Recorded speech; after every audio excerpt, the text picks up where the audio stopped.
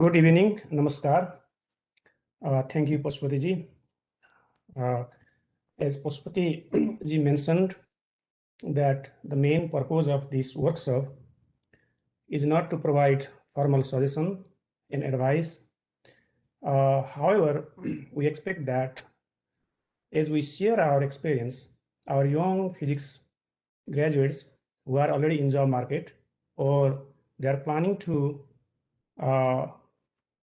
join job market in near future and looking career in academia will benefit. So in this panel, we are 5 members, and let me introduce the 5 members of this panel. First of all, let me introduce myself. My name is Parasu Kharel, and I am an associate professor of physics at South Dakota State University. I completed my master's in physics from Central Department of Physics, Nepal, 1994. And then I joined Wayne State University for a PhD and completed my PhD in 2008. And after that, I joined University of Nebraska Lincoln for postdoc. Worked there around 4 years and joined South Dakota State University as an assistant professor of physics. And I am still there as a member of, as a faculty member. Our another panelist is Dr. Mimlal Nakarmi. Dr. Nakarmi is an associate professor of physics at Brooklyn College, SUNY, New York. So Dr. Nakarmi has recently received a letter from university regarding his promotion to full professor. Let's congratulate him. Congratulations, Dr. Nakarmi. Dr. Nakarmi also completed his master's in physics from CDP, Nepal. And after completion of his master's, he joined Birla Institute of Technology and Sciences, India for MS in electronics and completed in 1997. He joined Kansas State University for PhD and completed his PhD in 2005. Then worked there as a postdoctoral research associate for about 1.5 or 2 years, and then joined Brooklyn College as an assistant professor of physics in 2007. He promoted to associate professor in 2014, and yes, this year he again promoted to full professor. So during his tenure there, he also served as a chair of Department of Physics from 2015 to 2020. Our next panelist of this workshop is Dr. Nirmal Ghimire. Dr. Ghimire is assistant professor of physics and astronomy at George Mason University, Virginia. Dr. Ghimire also finished his master's in physics from CDP, Nepal, 2005. Then he joined the University of Tennessee for his PhD and completed his PhD in 2013. After that, he joined Los Alamos National Lab for postdoctoral research associate, worked there for 2 years, and then moved to Oregon National Lab as a director's postdoctoral fellow, worked there about 3 years, and then he joined George Mason University as assistant professor of physics and astronomy in 2018. Our next panelist of this workshop is Dr. Roshni Silwal. Dr. Silwal is an assistant professor of physics and astronomy at Appalachian State University. Dr. Silwal completed her master's in physics from St. Xavier's campus, Nepal. Then joined Clemson University for her PhD and completed her PhD in 2018. In 2019, she joined TRIMP National Lab as a postdoctoral research fellow and worked there about 1 year, and then joined Appalachian State University as an assistant professor of physics and astronomy. And our another a panelist is Dr. Tula Paudel. Dr. Paudel is an assistant professor of physics at South Dakota School of Mines and Technology. Dr. Paudel finished his master's in physics from CDP Nepal, 2001. Then joined ICTP for his postgraduate diploma and completed in 2004. And he moved to Case Western Reserve University for his PhD and completed in 2009. After completion of his PhD, so he joined National Renewable Energy Laboratory for his postdoc, and he continued postdoc in University of Nebraska Lincoln. Then he worked as research assistant professor, research associate professor there, and joined South Dakota School of Mines and Technology as an assistant professor of physics, 2020 fall. So first of all, I will give you some overview of job search, and after that, our panel members will focus on different components of job application. So let's start with academic job market in United States. So this slide shows you the left figure here shows the number of PhDs in physics from 1966 to 2019. If you see, in the past, US citizen dominated PhD in physics. Slowly, the difference between US citizens and non-US citizens started shrinking. And now looks about the same number, US and non-US citizens. The total number of PhDs in physics in 2019 is around 1900. So where do they go? You see the figure on the right. Most of them goes to postdoc. And then another big chunk takes potentially permanent positions. So traditionally, the large percentage of them are in postdoc positions. But recently, if you see this figure here, 2018-19, potentially permanent positions. Physics PhDs has taken potentially permanent position. They are more than postdocs. And then a small number are in temporary positions and very small number unemployed.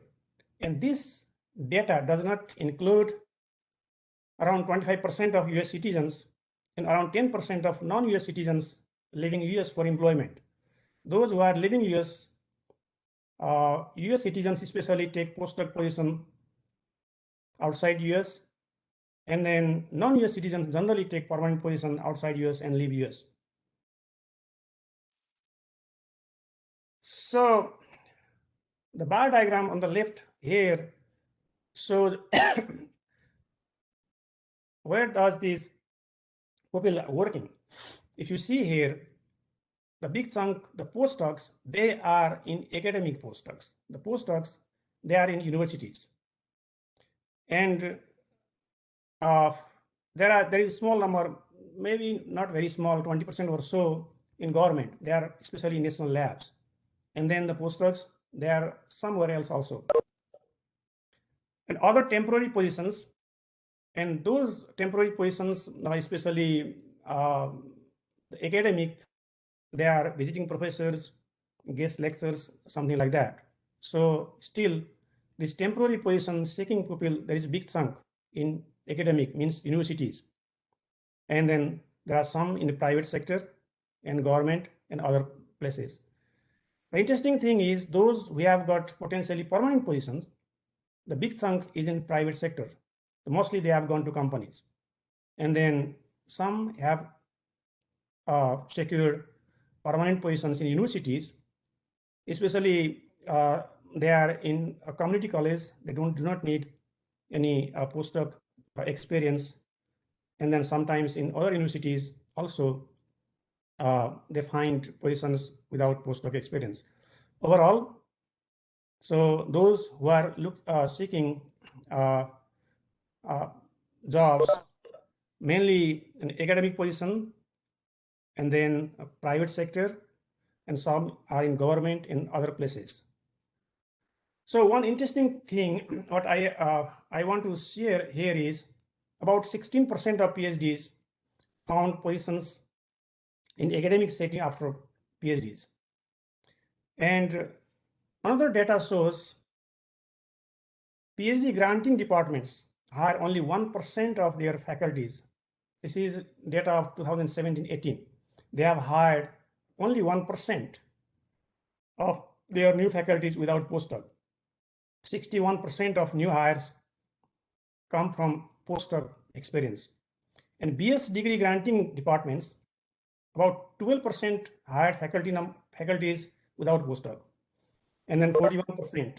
Still, those places also hired PhDs having some postdoc experience, and 24% from other temporary academic positions like those we have gone for visiting or guest lecturers, etc. So the main message of this slide is that postdoc training is very important if you want secure job in academic setting.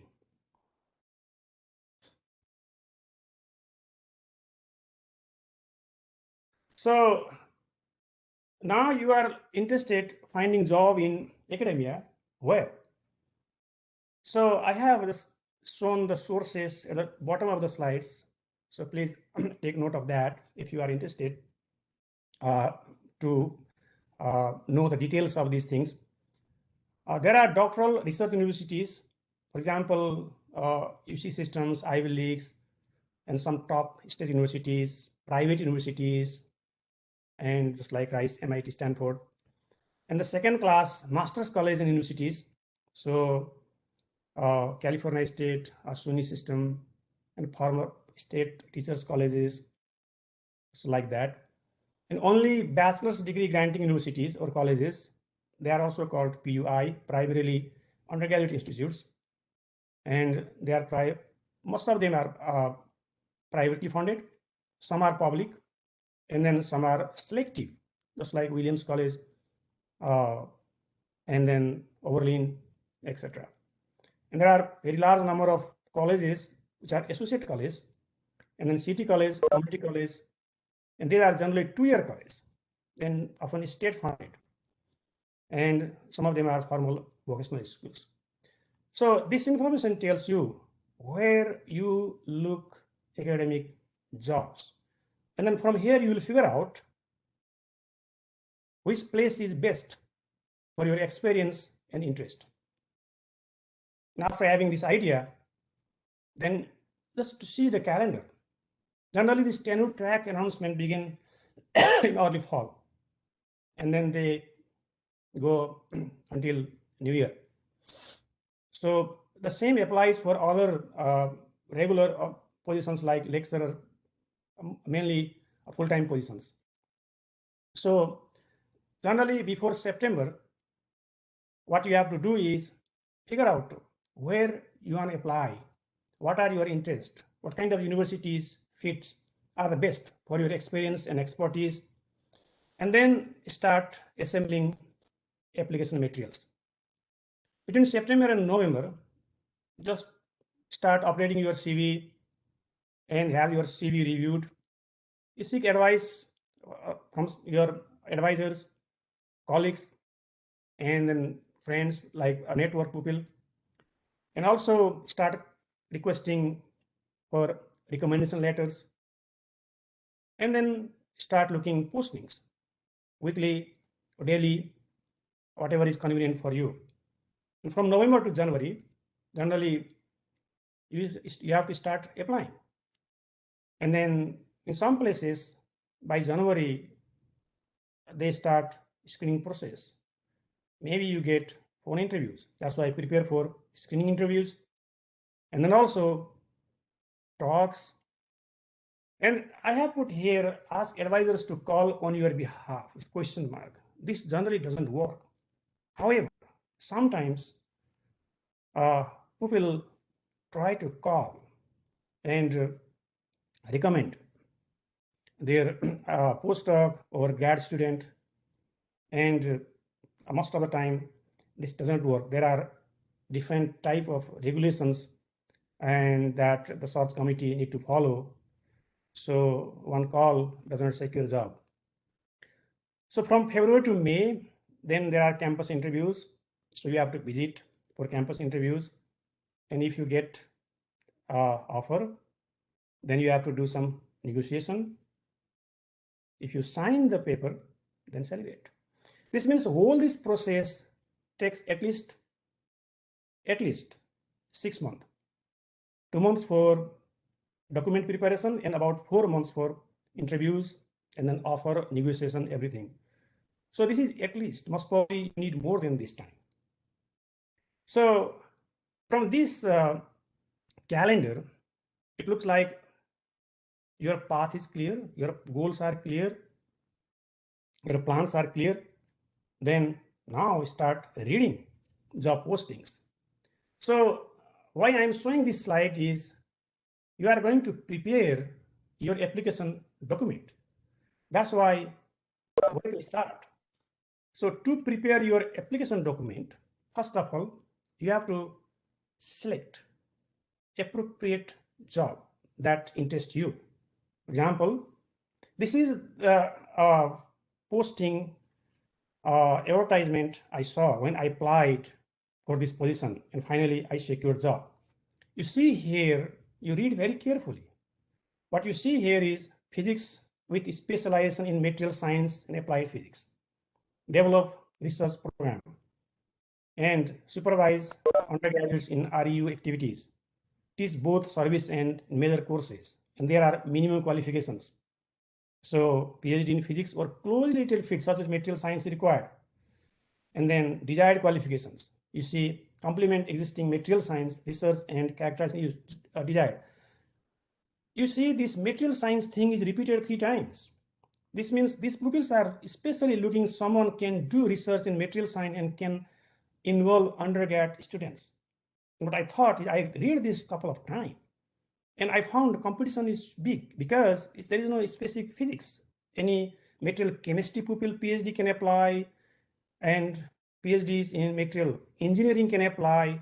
So it is not especially only physics, but since this is physics department, most probably they will favor someone having physics degree, PhD in physics, and also has some experience in material research.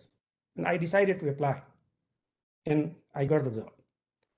So the main thing when you before you apply is read this very carefully and just highlight the important things on this opening, whether that fits your experience, your interest or not. If not, just don't waste your time. So another job opening I have seen recently, again again in South Dakota, which is University of South Dakota. And if you read these underlying things here, expertise in junction of particle, nuclear, astrophysics, related fields in material science. So, and teach both undergrad, grad classes in face-to-face and online environment, PhD in physics or related field, and postdoc experience is preferred. They have not said required, but preferred. But if they say preferred, most probably you will not get hired without postdoc. And have a well-established research program for senior level. So here you have to be very careful what these pupils are doing. There is underground research facility at South Dakota, and all of these faculties are working there. If you don't have expertise that complement their work, you will not be selected. Don't apply. This means read this one, go to their website, figure out what they are doing, what is their main focus. Then you can determine whether you are fit to that position or not. In some places, they list what kind of document they need. In some places, they don't say that. But still, even if they don't mention those things in the opening, so you need to know what to submit. That thing we'll discuss next. So after having these ideas, and then by now you know exactly how to start preparing your documents. Yes. So when you start preparing your documents, first of all, you found the positions that fits your interest, and you have to prepare cover letter, CV, research statement, teaching experience in philosophy, diversity statement in some cases. However, even if it is not required, if you submit one-page diversity statement, does not harm. Think about submitting that letter of recommendation. These are the components, means you need those things with your application package. So today our panel members will discuss those things, so we'll cover those things in today's workshop. And after that, so phone interview and then on-site interview, job offer negotiations. So all these things will be discussed in little bit in depth during this workshop. So you may be interested what happens on the other side of the table, the people who are hiring you, what they are doing. Generally, they form search committee, and then that search committee, beginning January or February, they start organizing applications, review application individually, and then rank candidates, select about 20% of those to discuss in depth. Generally expect around 200 applications. Out of 200 applications, they have to throw around 160 or so. And then for that, they divide that application pool. And at this point, they don't read document, all your submitted document carefully. They go over CV and cover letters. And they try to find issues to toss your application. Okay, be very careful. This means you have to sell you with the help of your cover letter and CV only at this point. So this means if you are out at this stage, you are out. If you secure this 20%, if you are in that 20% pool, then all the remaining applicants are reviewed very carefully. Each member of this committee review that very carefully. At this point, the thing will be opposite. They try to find some good thing to keep you. Okay, and they have to go and read each and everything in your document and then see who is the best. And then they try to select around maybe maximum 10 for phone interviews. And phone interview is important because from paper they have made their mind. So this candidate is good, something like that. But once they talk to you in phone, their perception may change. Be very prepared because they have to select just maybe maximum 4 from phone interview. So, and then after phone interview, sometimes in March or April, they invite you for campus interview. And then after campus interview, they rank the candidates 1, 2, 3, 4. If there are 4 on-site interviewing people, and that ranking is presented to department head and the whole department faculty meeting votes on that. Then rejections and offers start. And May and June, if you still made all those things of keep on succeeding, then you may get offer from the school. Someone from dean's office or department head call you or email you. What do you think? If you share this news with your friends, they'll start calling you professor. You start celebrate? No, not yet. Why? There is one important thing is still missing. Now you have to negotiate because you have to go there and survive. You are not getting job only. So you have your whole career is ahead. This means what you need to be successful there. Startup, lab space, and even salary. And how about summer salary? How about some student support? All these things are there. If you don't get anything, you go there and how you will succeed. That's why this is time for negotiation. And then be frank and be realistic and talk to those people. If the terms are acceptable, accept the offer, sign the offer letter, merit, then now celebrate.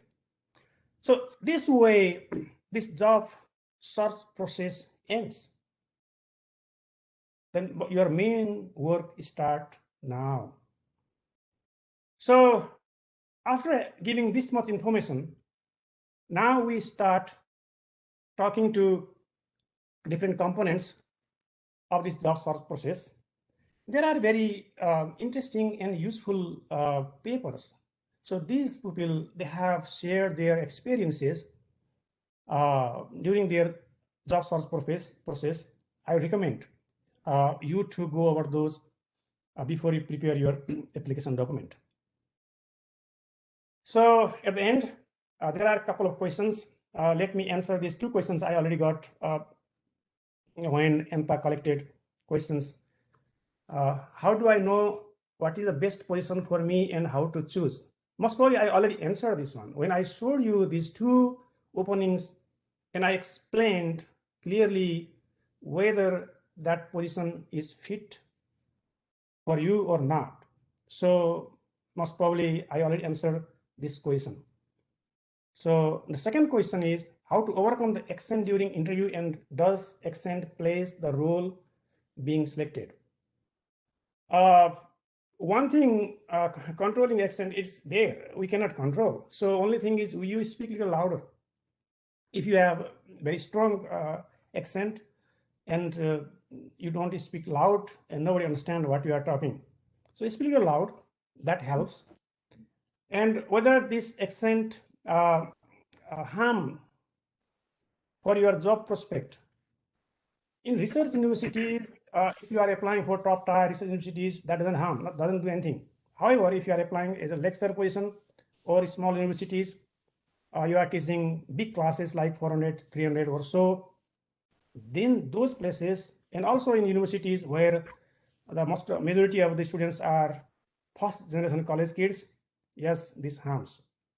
And that reduces the chance of being selected. So now I will request Dr. Rosni Silwal. Sure. एक्सेन्टमा एक्सेन्टमा ल एक्सेन्टमा मलाई त के लाग्छ भने Nepali accent भनेको ठाउँ अनुसारको फरक हुन्छ म्यानहट्टनको एक्सेन्ट र ब्रुकलिनको एक्सेन्ट फरक हुन्छ भन्छ हैन अब कोलोराडो के अरे ओक्लाहोमा गयो भने त एक्सेन्ट एकदमै फरक हुन्छ तर हाम्रो मेरो विचारमा एक्सेन्ट भन्दा पनि प्रोनाउन्सिएसन चाहिँ राम्रोसँग गर्न सिक्नु पर्यो एक्सेन्टलाई चेन्ज गर्न त्यति सजिलो हुँदैन अनि गाह्रो पनि हुन्छ अनि एक्सेन्टलाई ओभरकम गर्नलाई एउटा उपाय चाहिँ पर्सेसले भने जस्तै लाउडली बोल्ने अनि स्लोली बोल्ने एकदम फास्ट नबोल्ने हामी पहिला पहिला हाम्रो इम्प्रेसन के हुन्छ भने इङ्ग्लिस फरर बोल्न सक्छ भनेपछि हामीलाई एकदम बोल्न जाने जस्तो हुन्छ फरर बोलेर त्यो मान्छेले बुझ्नै सकेन भने त्यो बोलेको काम छैन स्लोली स्लो डाउन भन्छ हामीलाई इङ्ग्लिस सिकाउने बेलामा स्लो डाउन गर्ने अनि अर्को चाहिँ एक्सेन्ट इम्प्रुभ गर्ने भने प्रोनाउन्सिएसन चाहिँ इम्प्रुभ गर्नु पर्यो वर्ड बोलेको वर्ड बुझ्यो भने त्यो एक्सेन्टसँग चाहिँ धेरै डिफिकल्टी हुँदैन मेरो सजेसन चाहिँ अब त्यो गुगलमा पनि वर्ड टाइप गरेर त्यसको प्रोनाउन्सिएसन निस्किन्छ नि त्यसलाई रिपिट गर्दै त्यसो प्र्याक्टिस गर्यो भने त्यसले धेरै इम्प्रुभ गर्छ यति मात्र All right, so thank you. Dr. Silwal, now the floor is yours. Thank you, NPA, for asking me to be the panel, one of the panel. So as you saw from my profile, my experience is very, very new, and I'm very new to the job market itself. But I still hope that I can provide some suggestions because it's quite fresh. And then whatever questions we'll go over later, I hope that I can contribute there as well. So I'm a faculty at Appalachian State University, and I very recently started. I started in the spring semester. And then before that, I did my postdoc at Triumph National Lab, which is in Canada, Vancouver. And then before that, I did my PhD from Clemson University, and my research work was mostly done at NIST, National Institute of Standards and Technology. So today I'll just go over some of the things that I found helpful during job search and then writing a cover letter and CV. Smelling a bit delayed, is it?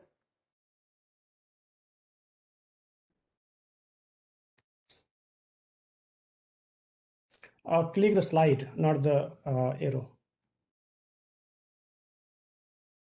Oh, okay, that helps. Thank you. So here's some online tools that's listed that can be helpful when you are looking for job postings. And I'm sure you'll get this slide, so you can just take a look at these links. They're pretty useful. But other than the online tools and the job postings that you can find in different resources, two other things that I found helpful. One of the main thing is networking. So one of the things that you can do towards the end of your PhD or postdoc is reaching out to your advisor. And also if you have collaborators, if your PhD work research was done with collaborators, then I found useful just emailing them and seeing if they know anyone that's currently looking for, if you're applying for a postdoc position, especially this is very useful because you can ask them if they know someone who's looking for a postdoc, or if you're interested to work with someone specifically, you can just directly reach out to them and ask if they have some openings.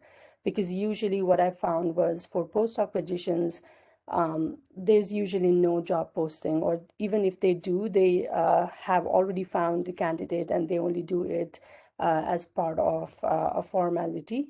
And then also, if you belong to a particular physics group, for example, I did my research in atomic physics, so I'm from the atomic physics community, and every time some professors in the atomic physics field needed a new postdoc, then they would reach out to my advisor or send out an email to the whole website that contains the group. So that I found useful. The other thing is also, especially if you're attending research workshop or teaching workshop, if you're applying for a teaching-based job, it's usually beneficial to attend some kind of conferences towards the end of your PhD because usually in these conferences, they will just towards the end of their slides, they will mention if there is any opening in their universities, which they might not post in a job ad. So I found this very helpful. And then also, if somebody posts the ad, then you can directly go towards them and then ask them about the job specifications and mention your interest in applying the job. The other thing that you can do is just applying to membership for APS. You can subscribe to Physics Today, which has lots of job ads. And then if you belong to a specific research group, then if you join the membership to such group, then you'll also see job ads that's very specifically oriented for those groups. For cover letter and CV, I might not have mentioned this in the slides, but one of the things I suggest everyone to do is once you have a cover letter and CV prepared, please ask your advisor or anyone else you are comfortable sharing your cover letter and CV with. It can be your colleague, it can be if you're a PhD student, it can be a postdoc that you're working with. I found this very, very useful because they provided me with lots of feedback after I wrote my cover letter and CV, and that was very, very helpful. Here's just a few useful links that have lots of details about what to do and what not to do when writing a cover letter. And some of the things that I've used in slides today actually come from these links. So one of the things whenever you're writing a cover letter, because this is the first thing, as Parshiji mentioned, this is the first thing that the hiring committee will go over.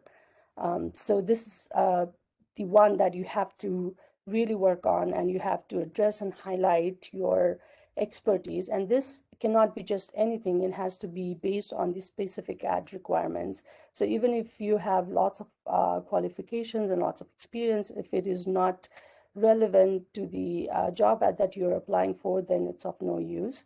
So make sure that you read the job ad very, very carefully, and then they usually mention the preferred qualification and other things that you can take a look at, and then make sure that you highlight those.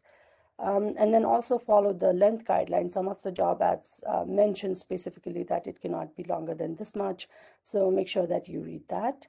And then try to write your cover letter in a very professional or formal tone. So the purpose of a cover letter is basically to introduce who you are as a scholar, what you would bring to the department as a potential colleague, and how you fit the requirements listed in the advertisement, which is one of the main factor that you have to watch for.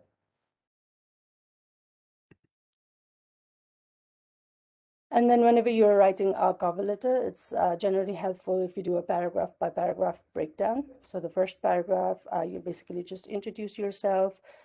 Even though it's very obvious, it's encouraged to mention what position you are applying for, because depending on the job, it's not just the department people or the hiring committee that will read your cover letter first. It might be someone from HR, so they need to know what job you have applied for. And then you can just, if you have not completed your PhD, then you can just give a timeline of when you're planning to finish your PhD. If you have already done so and you're doing a postdoc, then you can just talk about that. And then you can also briefly mention the reason you are applying for the job, which can be one sentence or two sentences.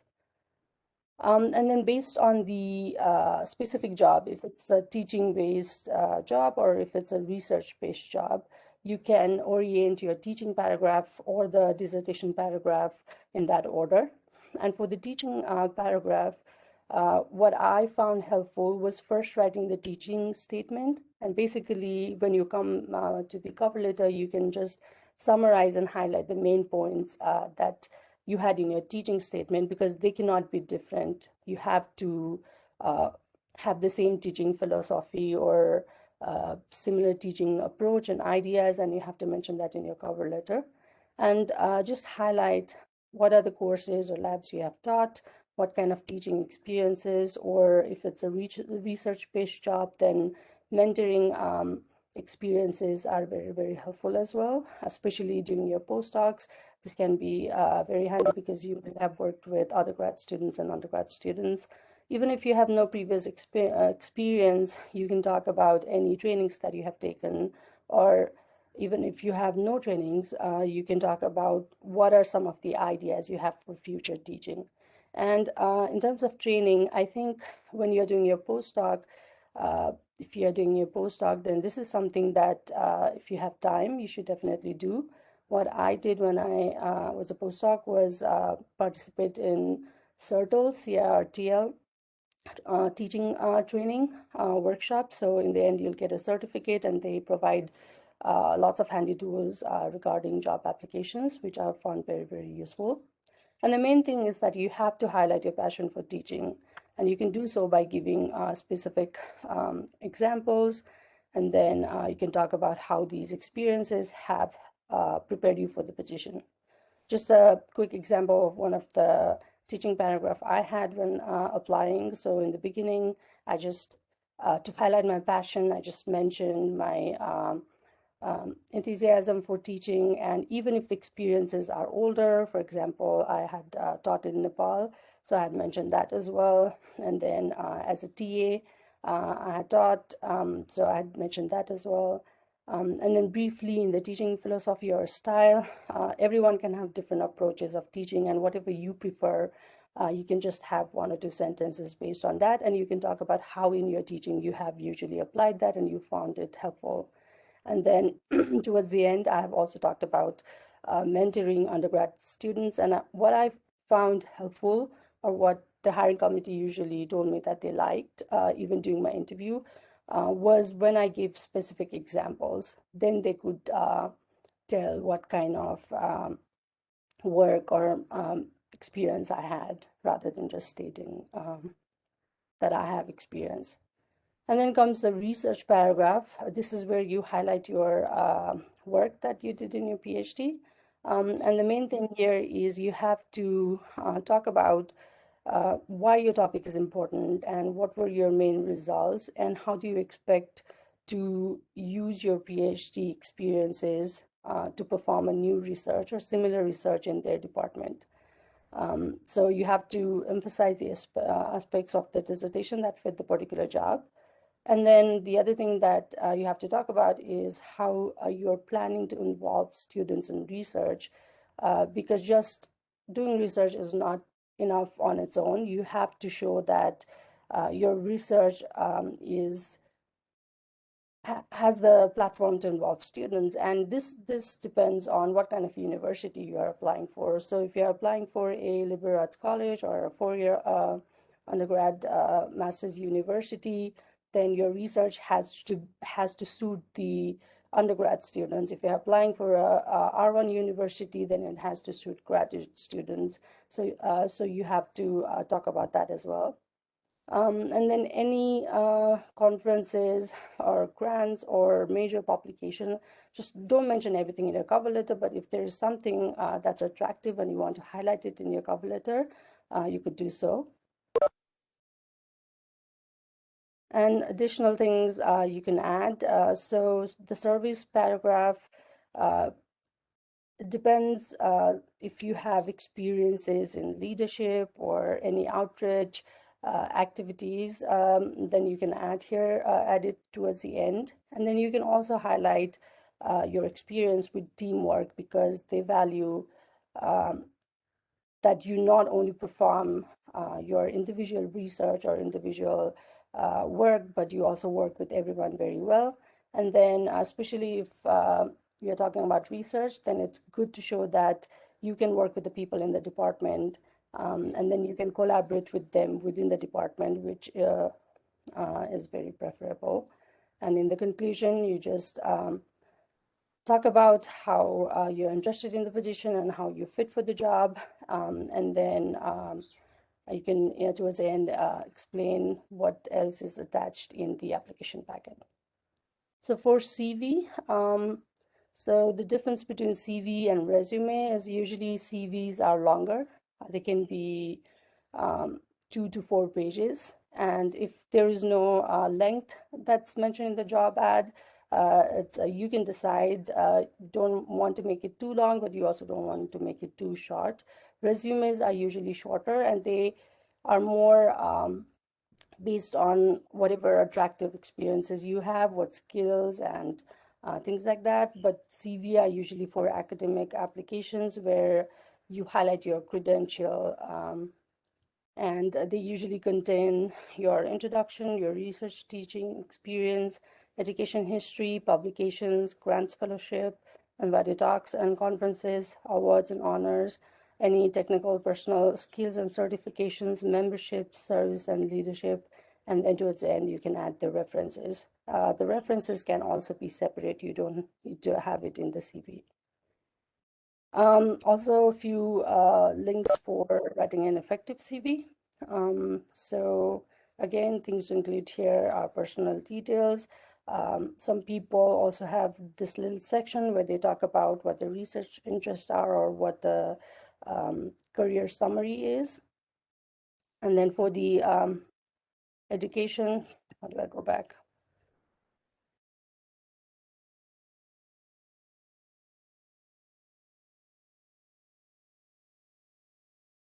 Okay. For education, you usually write in reverse chronological order. Just mention your institutions, year of degree, and then you can also list your dissertation topics. And then publication can go also after research and teaching, or it can come right after education. Here is where you highlight your main publications. Any non-peer reviewed articles. If you have written any book chapters, then you can mention it here.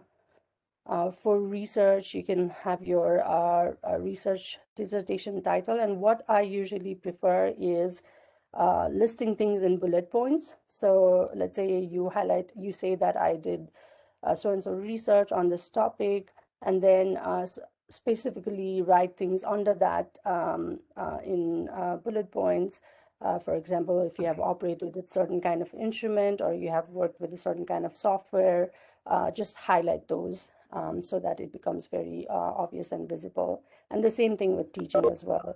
Highlight what courses you have taught, what subjects what subjects you taught, and then also what specifically you taught in those subjects.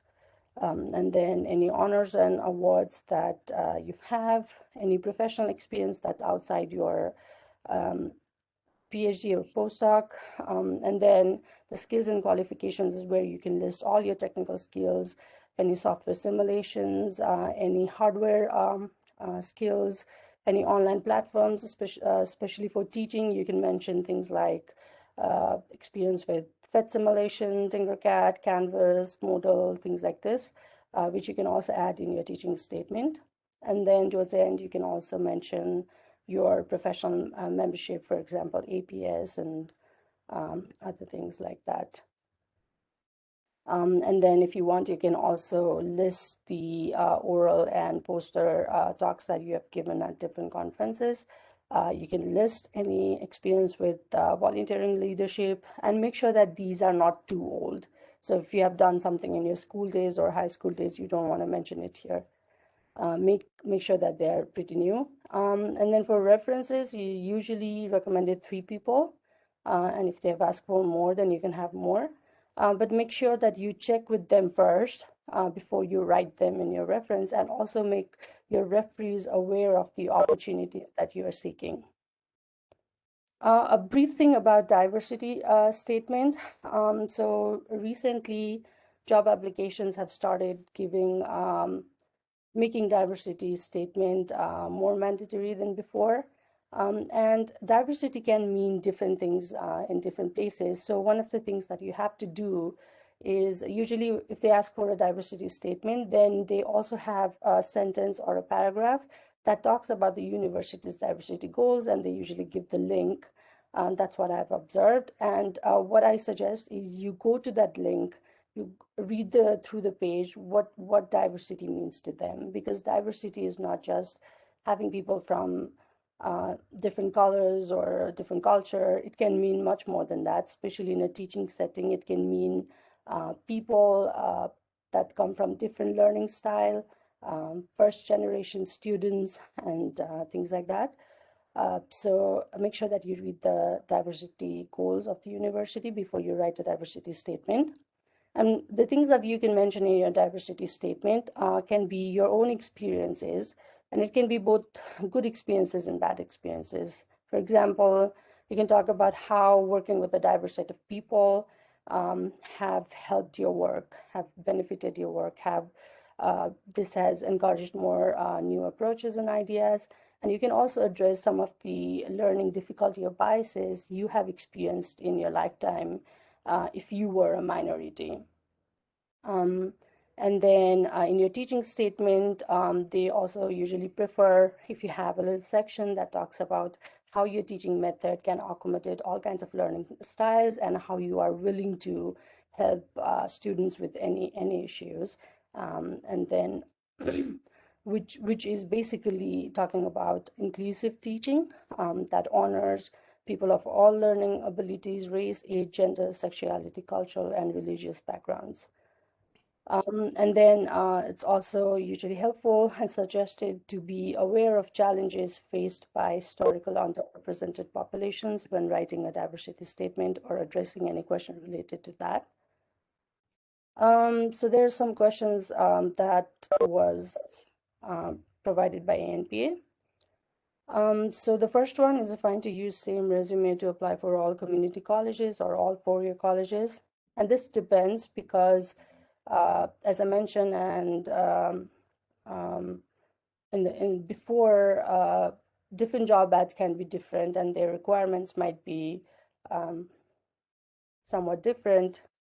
What just happened? Sir Parshu सरले screen change गर्नुभयो जस्तो छ हो र? उसमा जानुहोस् त slide Soma हजुरको अब ठिक भयो होला ए मिलाउनु मैले त्यहाँ एक ठाउँ क्लिक गरेको थिएँ, उडेछ, सरी। ए के अरे तपाईँ नै त्यो पेजमा, क्वेसन पेजमा जानु, त्यो लास्ट हो।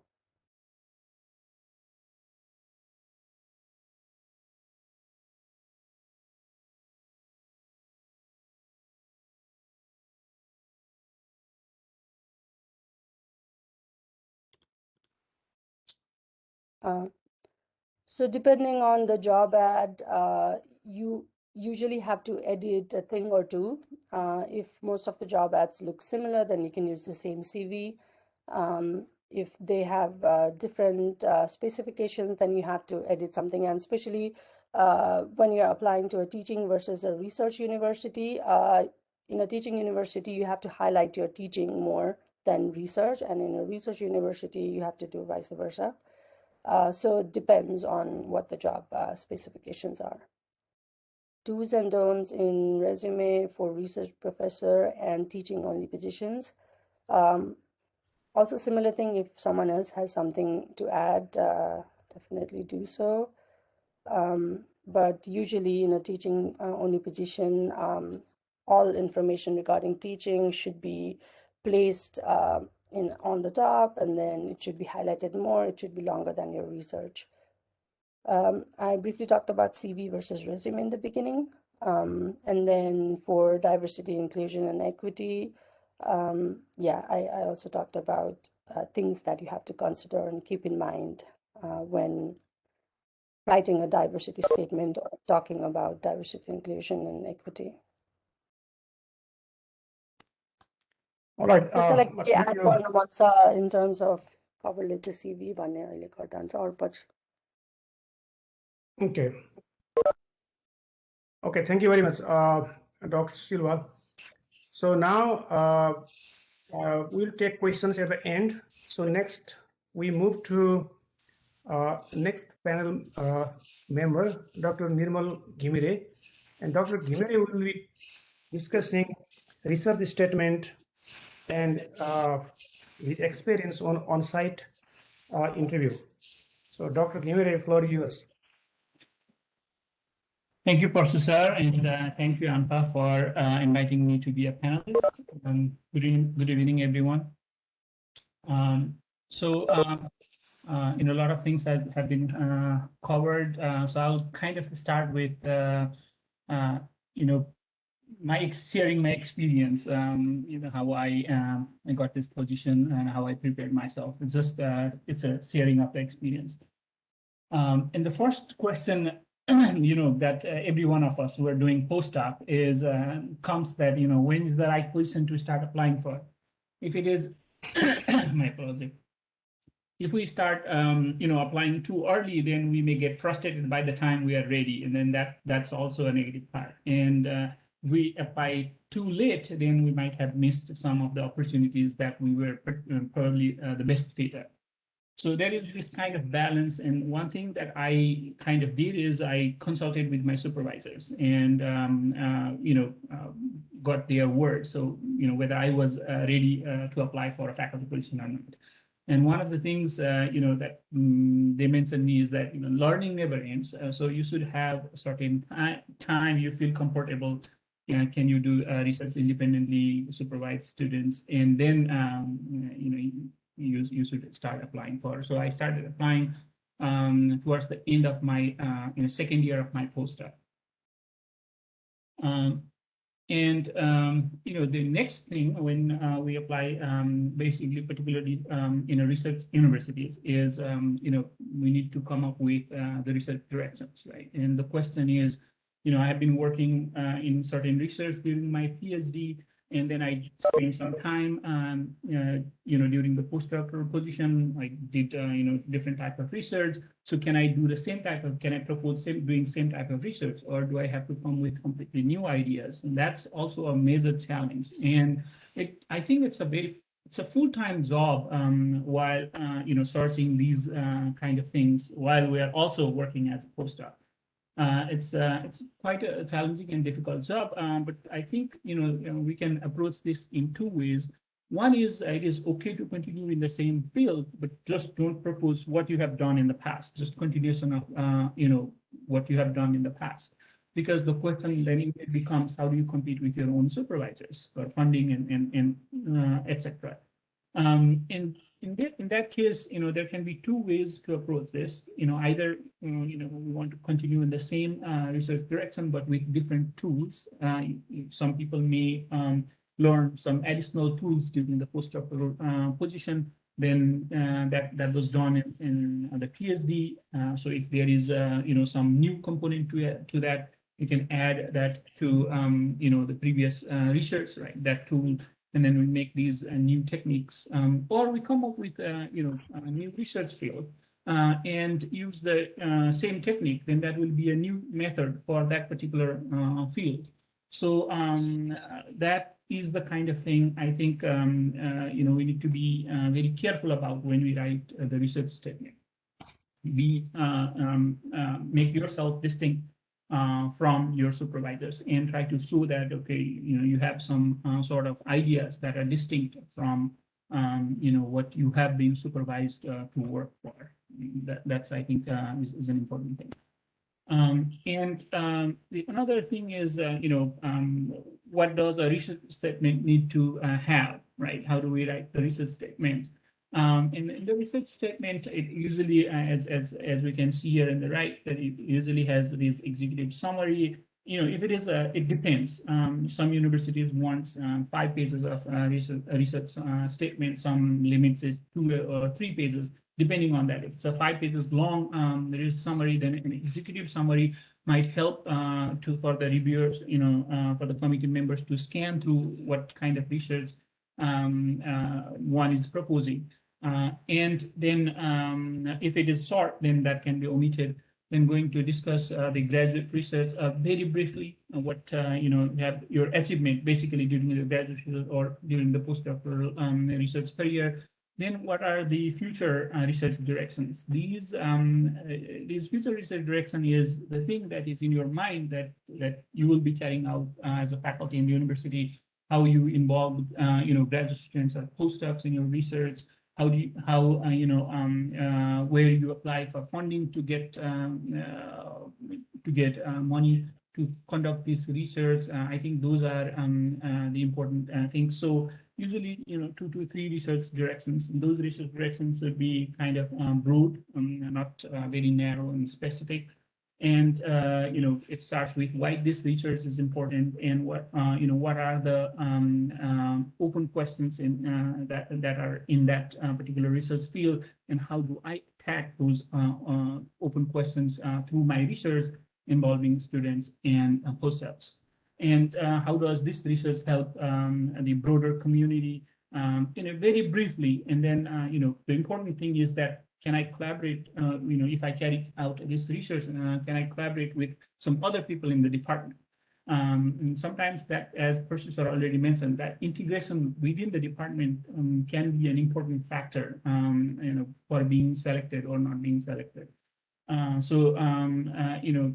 Due diligence in doing the research of what faculty members are doing, what kind of research in your area, in the department, is very important. Spending time on that is worth a lot. And then another thing is when we write these research statements, try to avoid jargons as much as possible. I'm learning these things, till now. So the person who will be reviewing the package may not be exactly from your own field. So putting a lot of technical terms may not make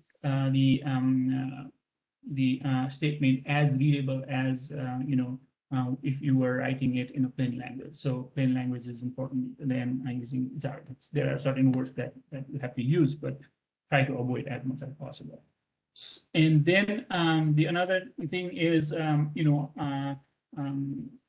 how do we learn, first of all, as a postdoc and as a graduate student, how do we learn to write these research proposals or the research statements?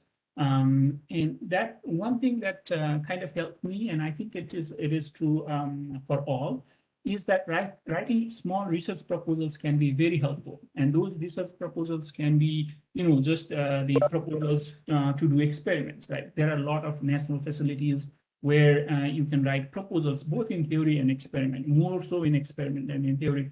You can write these proposals and those proposals are accepted, and you go and do the experiment. For example, there are a lot of different neutron scattering or X-ray scattering facilities, high magnetic field labs, or even crystal growth facilities. That is this paradigm. It's located for thin films in in Cornell and St. Crystal in Johns Hopkins. It's NSF funded.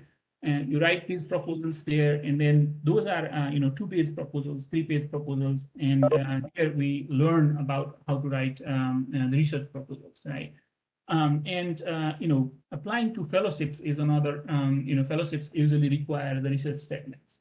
It is just basically based on that, and that helped me a lot. I applied to several different fellowships. Some worked, some didn't, but even the ones that didn't work helped me in the next step, because I learned, at least even with the failed proposal, I learned how to write to the next one. Then another important factor, if possible, may not be possible to all, but if possible, from very early on, even as a graduate student, we can get involved in writing the real research proposals. For example, in my case, what happened is that my supervisors allowed me to write some part of his, even asked to write some part of his NSF proposal. So it was not a whole proposal, maybe 2-3 paragraphs in the research part, the details of the research. But I was able to see his whole proposal during that time, how the proposal is written and things like that. As a postdoc, I was in a kind of a unique position where I was able to apply for DOE early career, and I could wrote all these things in my cover letter on the research statement that I have experience of these things, and that might have helped. So these things, if possible, use these as an opportunity to learn these things, because if we are determined to go into the academic field, especially particularly in research field, these things have a lot of value, more so than producing even some papers.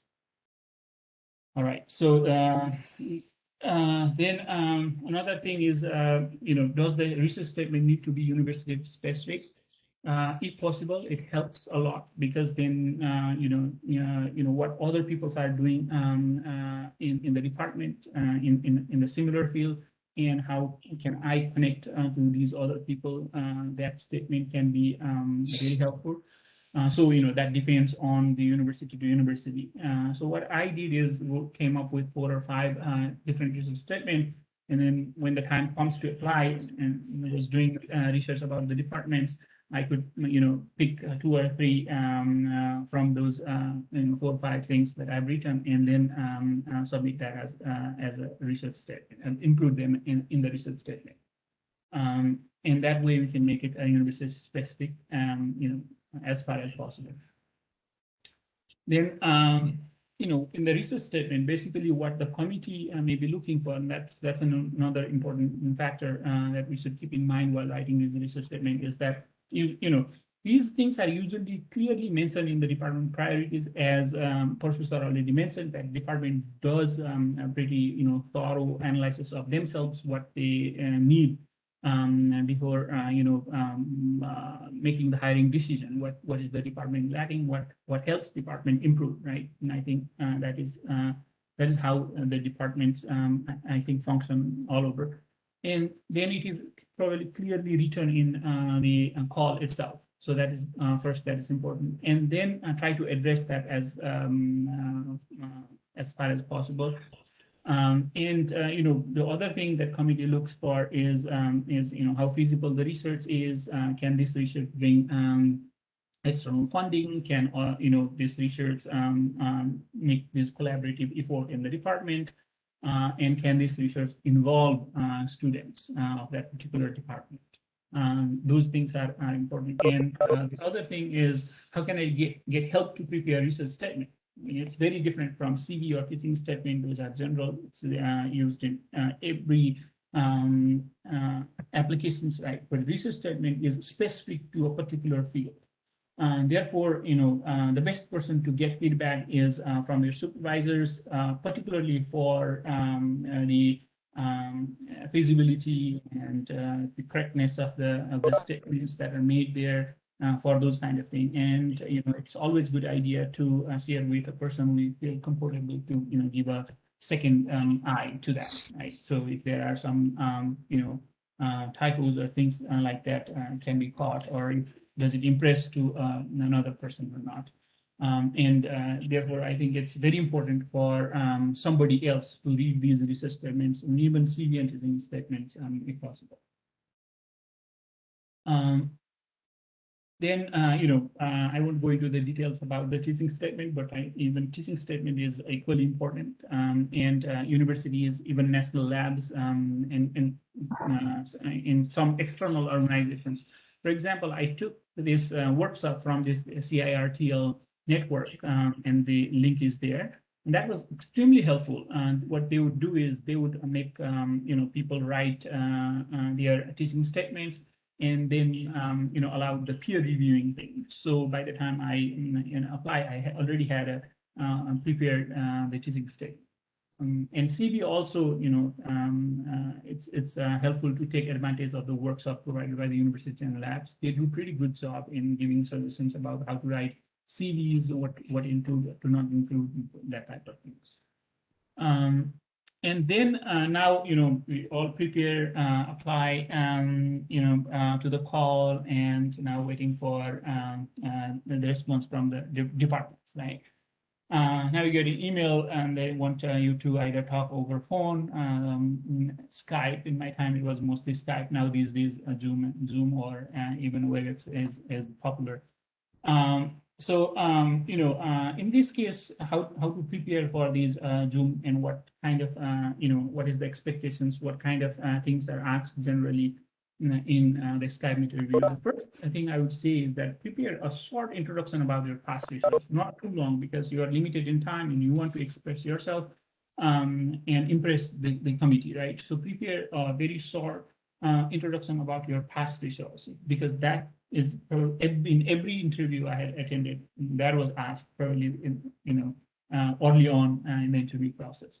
And then they also ask what kind of research you will be doing. So these things, we already have done a lot of work while writing the research teaching statement, right? So make that also very precise. Don't go into too details.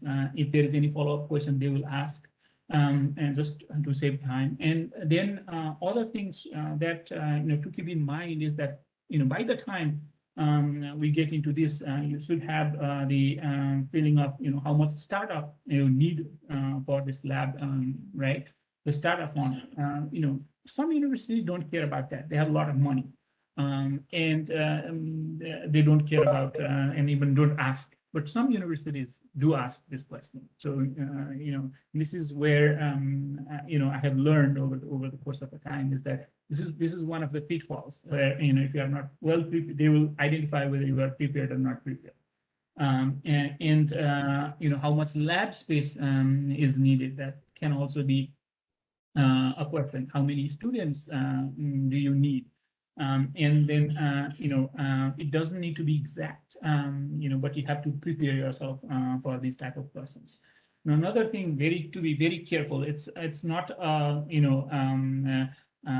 thing that it is asked, but even in a Zoom interview, you want to have a proper attire, and then reliable internet. If it is a phone interview, not using cell phone, because sometimes connectivity issue. Try to find out a place where you have a landline phone, and then using a headphone like microphone, these noise cancellation microphone. These little details can also be very important, because if we lose some time, remember there are like 10 candidates and they have signed up time, because the committee has to meet at one time. They cannot, putting 4 or 5 people together is pretty challenging job in university. I'm learning these things myself these days. And then, you have only certain time and you lose time, the time that you can impress on the committee. And then, what I would say is that for the questions that can be particularly asked is that internet is a very good resource. There are hundreds of questions, and probably even the committee will prepare questions from that, because when I was preparing, most of the questions were from what I saw, and then there were a few, specific questions that were not in the internet, but you can get a lot of questions in the internet and prepare your answers accordingly. And another thing is now you pass that, And after about a week or two, you got another email for on-site interview. Now, the on-site interview, one particular mistake that I myself made in my first on-site interview is that didn't reply promptly. So I suggest everyone to reply promptly, because what happens is that there are certain they have specified certain times, so they ask you to pick certain comfortable time for you. So I was pretty late in replying. I replied in the evening. I got this email in the afternoon when I was in the lab, and I waited until the evening, and all the sports were taken, and I had to go right away next week. So I had just 1 week of time for the preparation.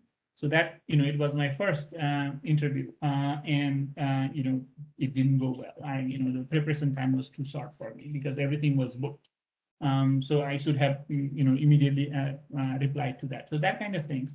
During the first time, and I'm pretty sure you will learn, as it goes from the experience also. And prepare talk in advance if possible, and then again, try to give talk among your colleagues or with the supervisor. Supervisor would be a very good resource for that. And then get feedbacks, and then that is how that is really helpful. And for all this teaching, research, and then the colloquium talks. And again, internet is a good resource, because you'll be meeting a lot of people during the on-site interview, and what kind of questions are asked, and what kinds of questions are expected. These things, there is a lot of resources in the internet. You just Google the on-site interview faculty position, then you get the questions, and you can prepare accordingly. Now, the on-site interview process is in most universities, it's a 2-day process. You go there in the evening, and interview starts from the next day, and the another day, and then you fly back in the evening. Usually there will be someone to pick you up at the airport. In some cases, they just ask you to go and check in the hotel, and somebody will come in the next morning to pick you up in some cases. But usually there will be a person, to pick you up in the morning, and then it starts with the breakfast at the hotel usually. And typically there are 3 presentations, and meeting with faculties, head of the department, dean, postdocs, and graduate students. And there will be lunch either with students or faculty, and the dinner on the day of the interview, and one of the days of the interview. So they may take you even in the day of arrival for the dinner, but it depends. And then one thing to remember is that once you land, it is said that your interview starts right from the airport. If there is somebody who is coming to receive you at the airport, your interviews are evaluated at every step, while during dinner, during lunch, or any time. That's the interview. And then there's 3 talks is colloquium. What I would say about colloquium is the colloquium is first open to all. And then here we're talking about your research mostly, and the target audience.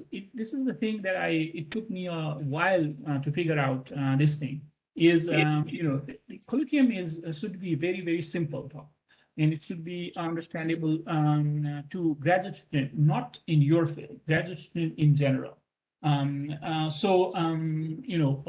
Putting a lot of introductory materials, and people suggested me is that going to 20 to 25 minutes in the introductory materials is a good idea, and then tell them very broadly what the field is, why this is this kind of research direction is very important, why the research is so cool, and then go into the details of your research, and again come later towards the conclusion and correlate your research with those important things. That I think makes a good colloquium.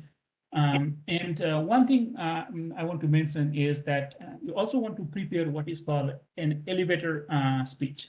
What that elevator speech is, if somebody asks you, why is your research so important, or what is your research, while you are walking through them in the elevator, right? So you should be able to explain that within that 2 minutes time frame while going through the elevator. That's called the elevator speech. And that kind of thing is usually asked in one-to-one meetings, right? And that's very important to have this elevator speech. Another thing is there's a research talk. Some universities, just do only colloquium. Some has colloquium, research talk, and teaching talk. Some have only colloquium and teaching. So it depends. But there is this research and or soft talk also, where they ask you, and it is usually only the committee members are there, usually. But in some cases, I've also experienced that it's allowed to other people as well. And some, allows you to do PowerPoint presentation. Some ask you, you just use your talk as a whiteboard. Just use the whiteboard. And this is, what is your research, what kind of research you'll be doing, and then how many students you engage, all these things that you have written already in your research statement, right? And how much lab space, how much startup money you need, and all these questions come up during this research talk. And then the teaching talk. I'll not go into the details about the teaching talk, but usually a topic is given, and this is open to all. And usually, the students and faculty will be there in this research talk. Then finally, there are two questions here. One is, if an interviewer asks a question a little more personal, and you tell the truth, you are not going to get the job. And if tell lie, we do not know when we will sleep. Your comment or experience would be helpful. Okay, this is an interesting question, because usually, personal questions are not expected, but I have myself have experienced that in a way or other they will try to ask. And in this case, my answer would be that try to be honest. It's not only just getting a job, but surviving at the job. And if it starts with a lie, then later on it may hurt you.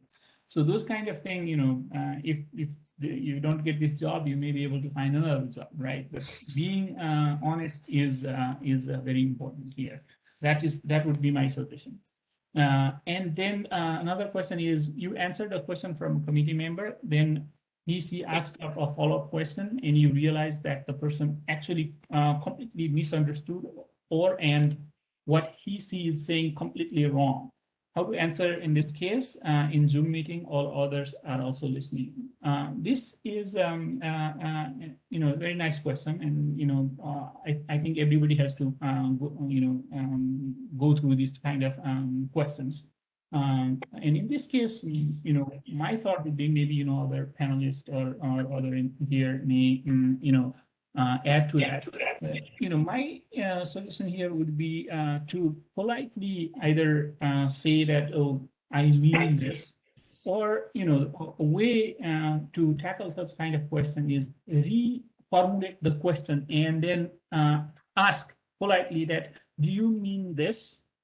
So that way, that person is not offended, and other persons will also get it correctly. You can reformulate the question, right? And then ask him, oh, is this what you are asking for? Just correcting. That may be a strategy, but there can be different strategies to tackle this question. I think that is all from my part. And thank you so much. All right, thank you, Dr. Kimire. So next, we'll move to the similar presentation, research statement, and teaching statement, and also the experience during interview. So Dr. Tula Paudel is discussing research statement, teaching presentation, and overall interview experience. So Dr. Paudel, the floor is yours. All right. Yep. Okay. All right. Thank you, ANPA, first of all, for giving me the opportunity to basically contribute to the careers of the upcoming and young scientists. I guess that's useful. So I'm gonna basically, is highlighted here, I'm gonna go a little bit about the research statement, essentially sharing my own experience, and a little detail about the teaching presentation, and some ideas about or my experience about the overall interview experience. Okay, so I guess we heard a lot about the writing the research plan, and research plan is very important. And I guess if you have never written research plan, or you already written the research plan, I'm going to start with this negative statement saying that every research statement is unique, which is true, and there is no actually prescribed methods. It's truly your own invention, or it should be your one thing that you want to put forward in the world that tells you who you are and what you want to do, and so forth and so on. Saying so, there are certain things people always put in the research statement. So which has been covered in the various presentation here as well. So you certainly want to include brief description of your past research and the present research if you can separate this into two different categories. And once you have this one, you can certainly always, at least I think that is a good idea, is that if you take your present research and identify the directions it can go in multiple, For example, I'm going to take from the case from the experimental group. If you are a material grower, one direction could be you can grow the material forever. Another direction could be you can do the material research, right? So it's always a good idea to identify the how your research can fork into multiple directions. And once you identify this one, it kind of gets the committee how broader your thinking is, essentially. That's the idea I'm looking at here. And out of these directions, you basically tell them that okay, this is the direction. Somebody's mic is kind of making a noise. Okay, thank you. And so if you can tell them that, okay, out of these all possible directions, if this is the direction I want to go, that is what they would like to hear here. And once you identify this direction, obviously you have to tell them what is the direction and how you are going to proceed ahead. Okay. So once you kind of identify your directions you want to write for a particular university, essentially. And then the question is, how do you actually write the research statement? So this is very incomplete. I would say start from there. So this is what I essentially did in a way when I was writing. I will start with the WS questions. We know basically WS questions. Basically, I will start with what you are doing and which direction you are going. You already determine, and most people are interested in communities are why you are doing and what you are going to do and how is you are chosen for the interview. That means they sort of already determine that you are capable of doing it. So how you're going to do is kind of stays in the back in most of the cases, and why and what, probably the why comes into the front. And when you're writing this one thing you probably want to pay attention is that in the beginning probably nobody's going to read it, but somebody might read it. So when they read it, you have to make sure that they will satisfy with explanation in the direction you are taking it. Okay, and usually this reading part, if you think of the committee has 4 to 5 members, and the detailed reading and presenting on particular candidate falls on the shoulder of usually the most junior candidate. Committee member, whoever it's there. So when you are writing it, you should kind of think about it whether it is digestible to the person who is not from your field and also the junior faculty member as well. So another way of thinking about it is somebody, let's say, gives you a few $1,000s. So then what you will do and why you will do. That's another way of thinking about it.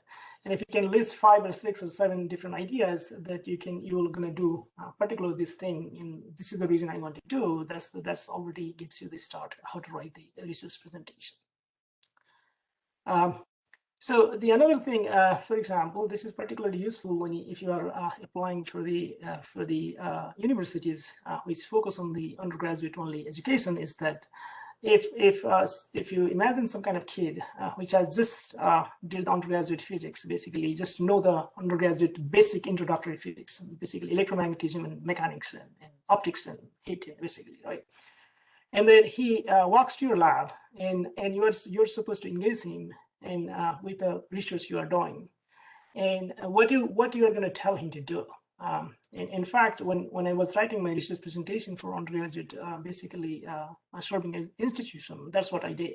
So I basically created myself a bunch of the projects that I can give it on to the undergraduate students. And once you have this project, I would basically try to link this to the broader perspective I put in the beginning, and that would be my research plan. So next. So of course, you want to show your technical expertise. And for example, if your theorist probably works for the experimentalist as well, don't hesitate to venture into the unknown or unrealistic realm of the parameter space. The reason is that if you are chosen for, let's say, interview, usually there is somebody who knows what you are doing. And that somebody probably know the basic things already available in literature, or somebody else did it. And then the questions comes into the what is your new thing you are bringing into. And if you are just repeating what other people did, then it doesn't sound very impressive. So, and one way to basically tell impressive story is venture into the thing that is unknown and unrealistic. And there it might, give you some cool and interesting thing, and that actually might interest the committee member. So you want to make them feel that, oh, why didn't I think like that, or why it is not possible, and that kind of provokes the thought, and that might set you apart from the other candidates. So I have seen, I've read in my career, I have read many research plans, including mine yourself. And a lot of people, what they do is they include the pictures out of their papers. And this pictures, though kind of shows your technical expertise, what probably more useful would be including the infographics, the pictures that actually tells the story. So I have heard, I've talked with the several committee members over my careers, and several of them have told me that when they are looking in the beginning, they are basically scan your research plan actually rather than thoroughly reading it. And when you are scanning it, you first look at the pictures. And if you can get the ideas just from the pictures, you are already on the top of the list compared to other candidates. So it's always a good idea if you can include some kind of infographics in your pictures. So certainly you want to, this is discussed a little before as well. Do not forget to mention, so since we are doing the research and there are many groups doing more or less similar research, we have to, you have to tell that what part of your research is different from the competitions. Obviously, unless you are doing completely new thing, it's always somebody else is doing similar to you, including your own advisor. And it's you have to openly tell them what is different, what other person is doing, and what you are going to do different from that one. It's basically shows you two different things. One is that it shows that you are aware that other people are working on this one. You are aware of the pertinent groups that is working in that field, as well as their literature. On the top of it, you have new ideas where you can bring it. And this is kind of hard job, as Nirmal said before. It's a full-time job when you are searching for a job. In fact, it took about 3 months when I'm looking for this job. I'm going to be frank with you. So in that case, if you cannot find the idea that your ideas and their ideas match, then you can think from the perspective that, well, if I can do the same thing differently, that also matters. You can think from that perspective as well. But keep this one in the bottom of the list if you didn't find any ideas. You run out of the ideas as well. Only. So sorry, because okay. So certainly you have to highlight the part of the research that would likely bring money, and because everybody loves money, I guess it's simple as that. And when you are writing this one, this is very important, especially if you are applying for the R1 industries, R1 universities, or even in the R2 universities, or even in undergraduate universities, that what are the possible source of funding agencies? And so if you are a fresh graduate students or just a fresh PhDs, it's kind of a daunting task to figure out who is going to fund your money, fund you.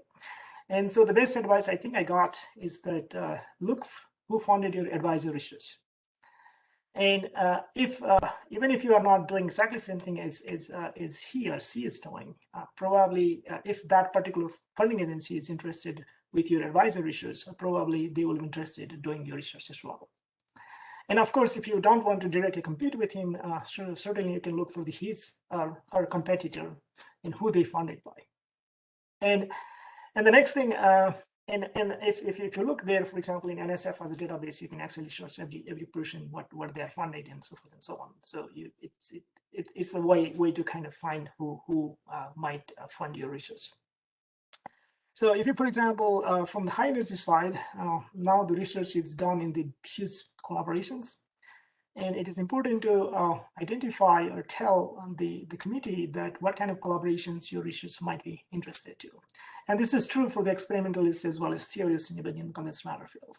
And so you don't want to do your research. One is doing research, another is making other people interested in research. And doing the collaborations is always the best way to make other people interested in research. And that shows you that if you can show that you can have established the collaboration with a well-known group, then your profile goes up immediately, essentially.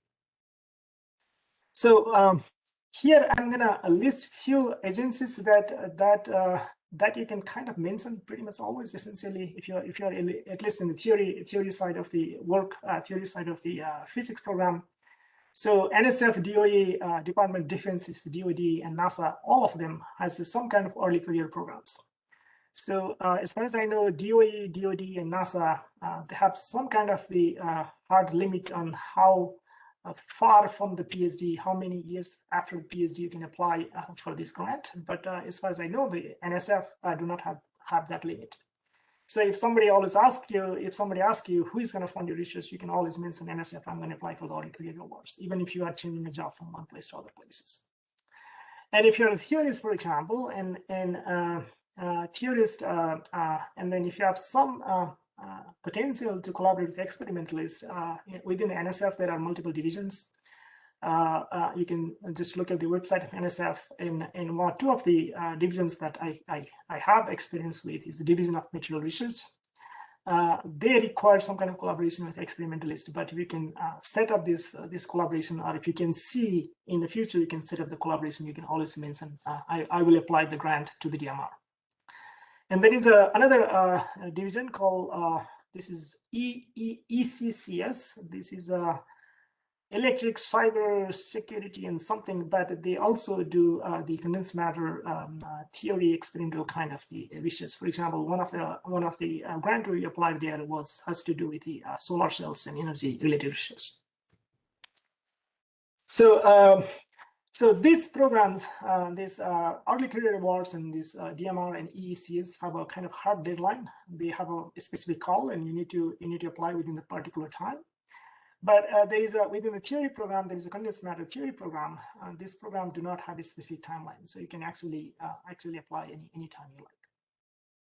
So on the top of it, there are many state agencies. So we do not really that depends on what state you are applying. So in fact, you can ask with the committee member themselves or some people in that institution or in that state. So good thing at this point is that we have Nepalese faculties in almost every state in the United States. So if you can find a compatriots and ask with them, what I found in my experience is probably our compatriot community is probably the strongest and most helpful as far as I can tell. And yeah, please feel free to use that for your advantage. And So if you're writing this this research presentation, and if you are just a new postdoc and you thought about it, postdoc or research faculty or graduate student, it's very easy to be overwhelmed by the very new and then signing papers coming into high-profile journal last year, this year, and coming right now. These are the few things I have mentioned here, but you need to keep in mind that the old thing that has been established there are likely to generate a steady stream of the revenue for the universities, and they are equally attractive as well. So if you are not doing, let's say, just the research that was started yesterday, you are not in the back of the line. Still, if you can show that you have a solid background of the conventional methods. Few of them have been listed here. Still, you are a good candidate to go. And of course, you can always think about combining these old techniques for the new materials. But if you are doing this one, make sure that you want to describe very well what's the reason, what's the physics behind it. And to highlight the physics is very important because in your committee there might be at least 5, 6, or 7 people, and if you are lucky, there might be 1 or 2 faculties that are directly related with your field, and most of these faculties do not have ideas that what you are talking about. So if you can talk in as basic physics as you can, that is the norm. And a lot of times, if you're a new postdoc and the graduate students, it's very easy to get lost with the new thing people are doing, and most probably this faculty do not know at all. So you have to describe them in as basic physics as you can. Oh, okay. So once you write this one, so I'm gonna. So this is, I got it from somewhere from the web. This was listed before. As Nirmal said earlier, that internet is the best resources probably. So I found it from the internet. So this is a checklist for a research presentation. I mean, this is not exhaustive, but you can certainly take the suggestions from here and ask yourself a question whether you'll be convinced with your research presentation or not. Moving on, so I'm going to talk a little bit about teaching presentation. So some of the stuff were already being told. In particular, in my case, if you are giving a presentation, teaching presentation, most of the time the committee will let you choose what topics you wanna talk about. And if not, it's a very good idea to ask them at least a week before, so you what the situation is. And if they ask you to choose what topic, choose yourself, and then choose the topic and let them know that you are talking on this particular topic. About a week sounds like a good idea, at least to me, and that is what we decided. And when you make a teaching, when you want to make a teaching presentation, I'm a big proponent of preparing well. Make a mock presentation. Let your colleagues, students, postdocs, your advisor, if you can. And the most important I found is if you can convince the faculty which is teaching that particular topics or particular subject in the home institution, wherever you are, watch your MOOC presentation. That is the most useful. Because if I've never taught, it's surprising that how many new things that exist there and what's technologies or techniques they use in that case. And also they give really good full feedback related with pretty much everything of your teaching presentation.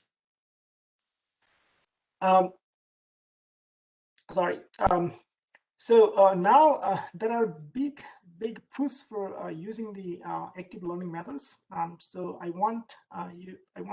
encourage you to use as many active learning techniques as you can. So now you can think about basically multiple different kind of class. So for example, in my case, I was supposed to teach online for the live class. And it's always kind of tricky how to use these active learning techniques in online live classes. And one of the things I did is basically I heavily use the polling. And for the polling, you can use, for example, this clicker type questions. Clicker type question is the short question that basically tests the student knowledge. So if you don't know what is clicker type question, it is certainly good to ask the teaching faculty in your home institution or anybody who is in a teaching positions. Or you can get it from the basically the publisher of the book itself.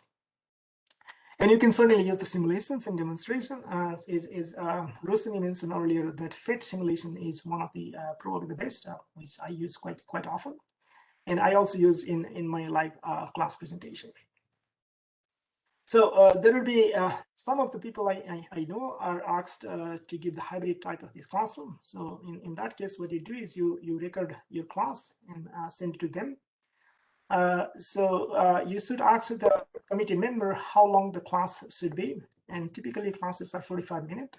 If you are asked for the entire class, send the video, not more than 25 minutes, and then when you are sending this video, send a specific instruction what you want them to do. For example, if you want the students to watch or all the participants to watch this video, tell them you want this participant to watch this video before coming to the class. And if they do or not, you don't know this one. But what I found useful is that you can include the quiz within the video itself. And that quiz, if somebody clicks, that will send feedback to you. And this can be done with a little bit of work with video editing softwares, but this can be done. So if you do this one, you will know how many people watched your video before, and whether they understood the topic that you basically talked about it or not. So in this hybrid class, once you send the video, then you basically engage the student in the class, and if in the classroom discussion, choose the problem that is challenging. So it serves a two purpose. One, it demonstrates the committee that you are able to explain the challenging problem and convince the student this is the good thing to do. And the other thing is that if you can convince the students with a challenging problem, if you give the two easy problems, then there will be a question that it's just okay watching video, why you should come to the class, and that's the question it probably come to you. So if you are discussing this kind of thing, probably put the challenging problem as much as you can. But even if you give this video, it's always a good idea to give the short summary of the video in the classes itself. So if you give the in-campus presentation, of course, active learning method you can use polling, but I suggest you to use a live demonstration. Most of the R1, R2, I'm pretty sure R1 and R2 has a standard separate person that is dedicated for the demonstration in the class. So you can choose the demonstration. For example, I'm including the link here. So this is the link from the University of Nebraska-Lincoln. This is the link from the MIT. You can search from the L or Cornell. They have basically similar kind of the list of the demonstration. You can choose the demonstration that is most useful for your class and ask them to set up the demonstration before you go there. And if you do this one, make sure you contact that person who is setting up the demonstration, and you try that demonstration whether it works before the class. You don't want to show the demonstration where you are still figuring out how the demonstration works in the class. So it is very important. But if you use this live demonstration, I'm not sure how many people know your applications will be. I think you will be taken very well. That's my experience. And if you cannot do this one, certainly it's my recommendation is to use this demonstration. If they do not have this person or way to set up the live demonstration, these demonstrations videos are available. For example, this I take it from Wake University. I know the MIT has their own website where they make the demo video, and it's worth showing in the classroom. And most of the classroom that you are asked to teach are equipped with audiovisual equipment as well. So I'm gonna move rather quickly because our time is about to be done. Sorry. So most of it's important that to know how you will be judged. So most of the universities use some kind of rubric, and this is one of the rubric I got it from this website. And once you make a teaching presentation, make a teaching presentation is worth for yourself to judge yourself how you do. And in fact, in my case, what I did is I basically printed this rubric, and when I'm doing the mock teaching presentation, I gave every applicant this rubric to grade me. So when they grade it, I know where I stand and where I can improve, and where I have to make a concessions. So it's a good idea to use this rubric, but that's my experience. Once you have all of these materials, it's a good idea. Sometimes, at least in my case, that's what I did. And this is the question goes back to, for example, Dirmal's saying that when I'm ready to apply it. Once all of this material are ready, it's a good idea to sit down and rate yourself. And if you think you are ready, then you are ready. Nobody else knows you better than anybody else, right? That's my philosophy. But it's the kind of rubric people use in selecting the faculties. Going a little more. So I'm not going to go to discussing all of these questions. So as mentioned before, web is the good resources, and these are the questions I actually take it from the web. What I did in my case was I have these multiple questions actually, and I wrote myself the answer for itself, so that if this might not be the question they are going to be asked to you, but this will be some variation of this type of questions. So if you are prepared with this type of question, in my case, I basically I actually have a thick document for answer for each of these questions. But it's good for you to take some time and think about the answers for this kind of questions. And if you can't find some other questions in the web, it's a good idea to think about it. And if you think you can write, you can even write it. In my case, I find writing always useful, so I actually wrote it. Same thing for the research-related question. I'm not going to go for each of the questions for the time's sake, but it's good for yourself to prepare for the questions, and the way to prepare is look at the question and try to answer and make this answer in your head, essentially. And finally, there will be some miscellaneous question. So one of the questions that I did not know before, and I did not know, I still have to think about it, I guess. There will be always some question about professional development. That basically means that how you're going to improve yourself as a junior professor over there, how you're going to improve yourself. And one of the questions, for example, I was asked was that what kind of committee you will join in the campus to serve, because in each of the campus or university, there are multiple committees. And in my case, they basically asked this question in back and back. So basically, they wanted to know that whether the committee I'm trying to serve on is gonna help me to enrich myself or grow myself as a better professor. That's the question they were asking it. And sometimes it's good to understand what's the context they are asking as well. And we did talk a little bit about this diversity-related issues, and I found this website. They have about 100-something questions about diversity. It's a good idea to just look through this one, and make some kind of the framework in your mind that if somebody asks this kind of the questions, then you would have the answer at that point. It's not always a good idea to kind of seeing as a blindsided by the questions. You are anticipated, you are prepared well. It's always a good idea to solve. And conflict resolution, we have not talked in this presentation. This is a big issue if you are in a teaching college or anywhere in the college.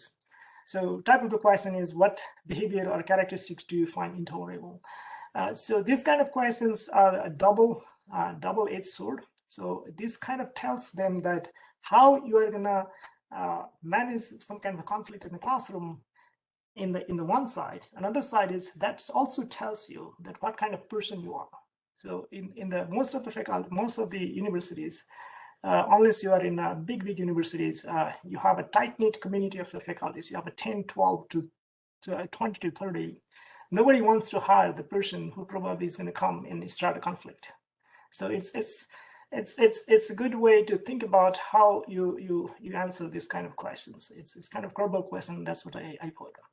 And there are always these soft curveball type questions. It's basically try to throw you off. I mean, not try to throw you off, but try to kind of understand you, who you are, and how do you think, and so forth and so on. So these are actually the question I got. If I say pi is 3.14, does that bother you? There is no right or wrong answer for this one, but I think it's worth thinking about it. And the next question is, which superhero you associate most with? And actually, I asked this committee member later on, why did you ask this question? So this is kind of, I find it fascinating that so you are teaching this student, and these students are grown up with this culture where superhero exists. I know I did not grow up with this culture, but it's worth appreciating where the question is coming from. And if you know this kind of what the background is, you can answer this question accurately. And this is the last question I'm gonna kind of mention here. Describe a situation in which you did everything right, but still unsuccessful. And these kind of questions are everybody probably gonna answer differently, but it's worth thinking beforehand, because if I want to answer this question also, I need a couple of minutes to think about it. And if you get prepared, it's a better idea. So I think with that one, I'm gonna be done. So I have this one question supposed to answer here. And a committee member from the math department in one of my interviews said computational physics and data science are shiny. And so I believe you can obviously offer the course in data science and data handling, which math student can enroll, right? And how do you reply? So before replying this one, I would like to, I kind of wanted to tell you, actually, I'm right exactly in this telling now. But you probably know this one, this math, this person is not right. Data science and computational physics are not exactly the same. They're completely different. There is some intersection between these two, obviously, but they are not same. Actually, I'm right now developing a course on the computational physics, and we are also developing the course on the data science. And there was actually discussion on how they are different and why they are different. So best way I would answer here is, in the computational physics, of course, I can include some of the data science feature. And of course, the math student can enroll in any of the physics courses. That's not a problem with this one. But when you're talking about the computational physics traditional sense, basically we solve the nonlinear differential equations, right? We do the Monte Carlo, we do the different method of the integration and differentiation and so forth and so on. So which is different from what the data scientists are doing today. So you can answer in a way to show your knowledge of both of them, rather than tell the right yes or no question. Try to broaden it up, so the choice is going to be theirs. It's choice not going to be yours. That's what usually I do. I will describe them as much as I know, and then choice would be there. You are not in the decision position. They are the department chair, and they have to make a decision. That's the way I do. All right. With that, I think I will stop. And if you have a question, we'll of course answer it later on. Thank you, Dr. Powell. We are really running late. So the last speaker of the panel for this workshop is Dr. Mim Nakarmi. And Dr. Nakarmi is discussing teaching philosophy and then hiring, negotiations, all these things. So Dr. Nakarmi, floor is yours.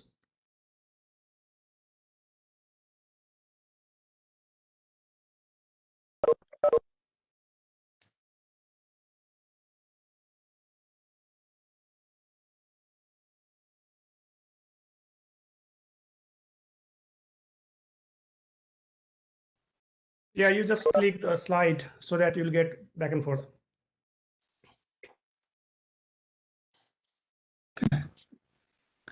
यहाँ मैले च्याटमा चाहिँ 5 minutes break गरौँ कि भनेको थियो त्यो भएर हो हुन्छ ढिलो त ढिलो भइहाल्यो ब्रेक गर्ने भए गरौँ ठिक छ ल मैले च्याट मेरो त यो के भयो भने मैले टच गरेको यो मुभ गर्छ भनेर मैले च्याट पनि केही पनि हेरेको छैन टुक्क बसिरहेको छु सुरुमा एउटा ठाउँ मुभ गरेँ डर लाग्यो मलाई त हुन्छ ढिलो त ढिलो हाम्रो 2 घण्टाको प्रोग्राम हो let's take a 5-minute break then okay ठिक छ ल हुन्छ ल yes we'll meet at 10:10 So in Yeah. the meantime, if the participant have questions, they can yes they can Yeah, yeah we can we take can have questions. informal Yeah, in the meantime, yes. च्याटमा लेख्नु भयो नि हुन्छ Chatman, let's see. There are one-page document describing your personal commitment to. Oh yeah, there was this question.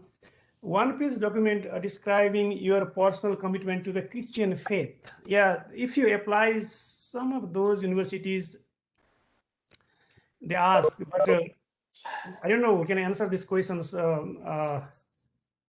So I think if you are asked that kind of question, to be a faculty, I think you need to be a Christian. I could be Yeah, wrong. for those places, I think you have to be Christian, and then And I've seen generally this kind other of people. question. I've seen this kind of this kind of statement, and actually I avoided it because I'm not Christian. Yeah, so that is one thing here, and let me see other But saying so, that is not entirely true as well. For example, some of the universities layout view. Yeah, there are no other questions here. So we'll take, if there are questions from audience, please type in chat box. Otherwise, we'll continue in 5 minutes or so.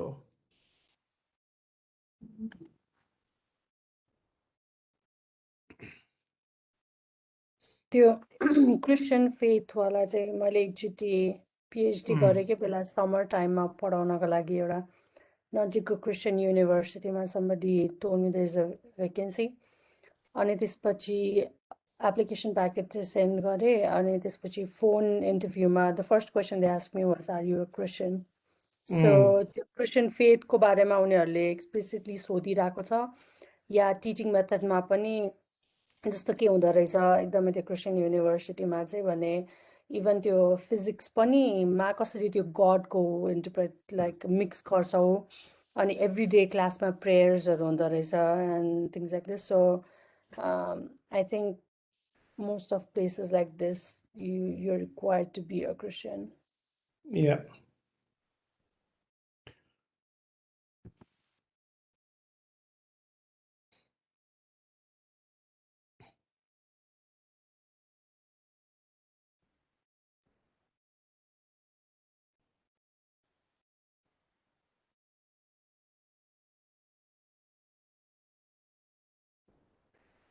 Okay, there is a one quiz chat. I have a question about negotiation part. What percentage can we ask for increment from initial offer for salary or lab funding? अब यो part हामी discuss गर्ने बाँकी छ यसलाई लास्टमा answer गरौँला यो negotiation part चाहिँ यो अबको प्रेजेन्टेसनमा आउँछ त्यसपछि चाहिँ यो एन्सर गरौँला यो क्वेसन अहिले चाहिँ 9:08 भयो अब 1-2 मिनट अझै वेट गरौँ कि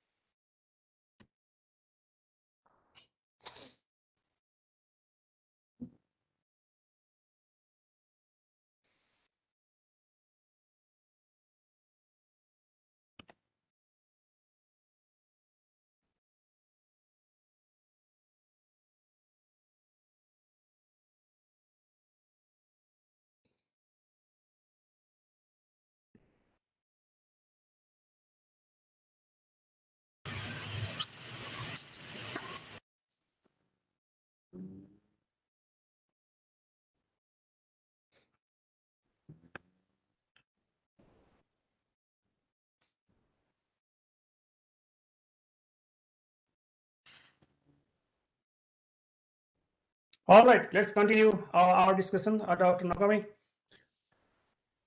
Okay.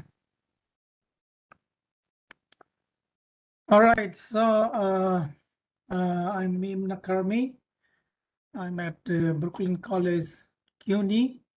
It's a CUNY, City University of New York. I think Percy said SUNY. SUNY, There oh, are CUNY, two- okay. Yeah, there are two university systems here. One is SUNY, State University of New York, and another is City University of New York. Okay. And these both of them are big university systems. Okay, so my part is okay. Let me see. My part is teaching experience and philosophy. So we are out of time, and then I will try to be quick. So in teaching experience and philosophy is a 2-page document, and that is required in all the applications, and then it is one of the most important part of the application. So it mainly has two components. One is teaching experience, and another is the philosophy. So let me go over first teaching experience. So I have put here in the order of importance.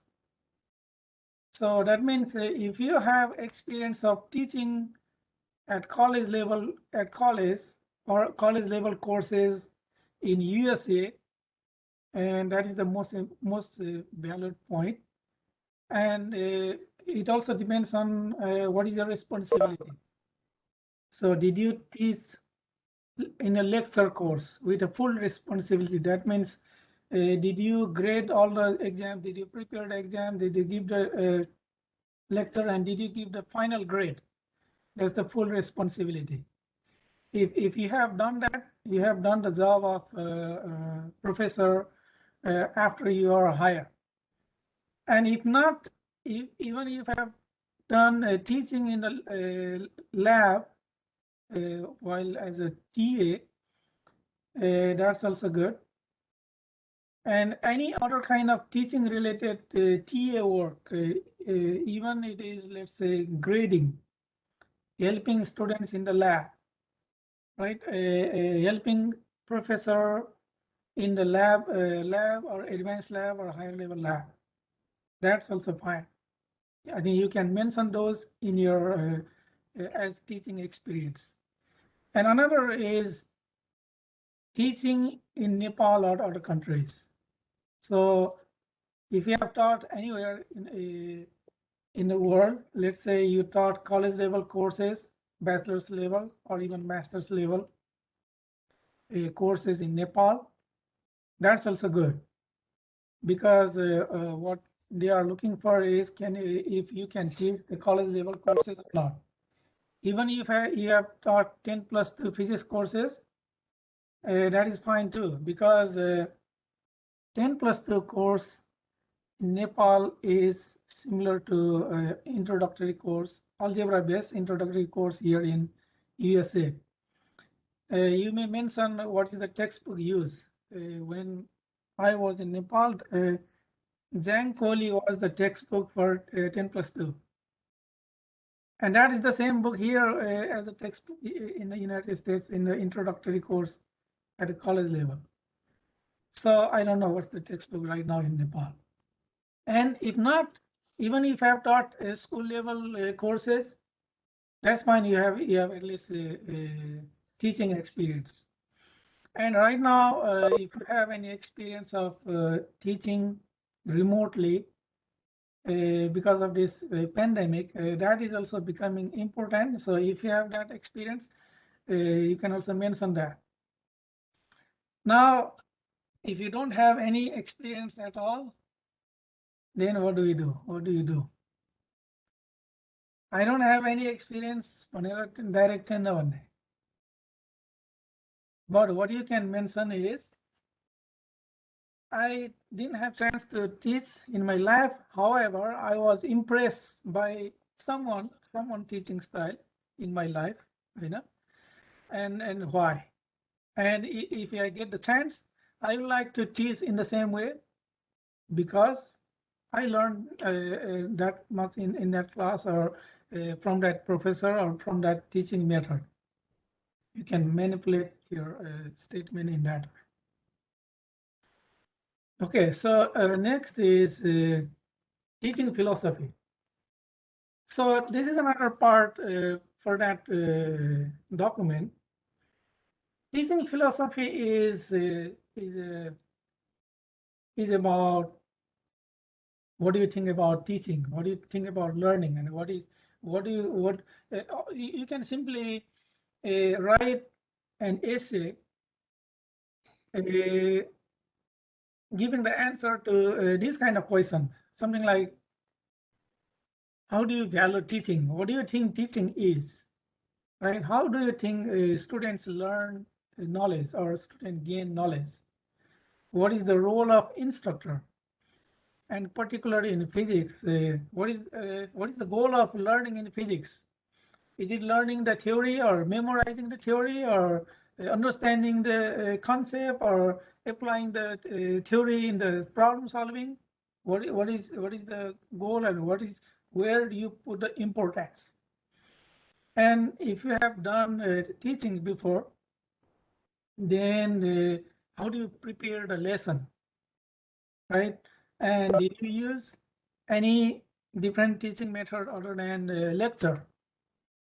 And have you used some online teaching tools or technology such as simulation? And if you have done different teaching tools or teaching method, which one worked best in physics and which one did not work?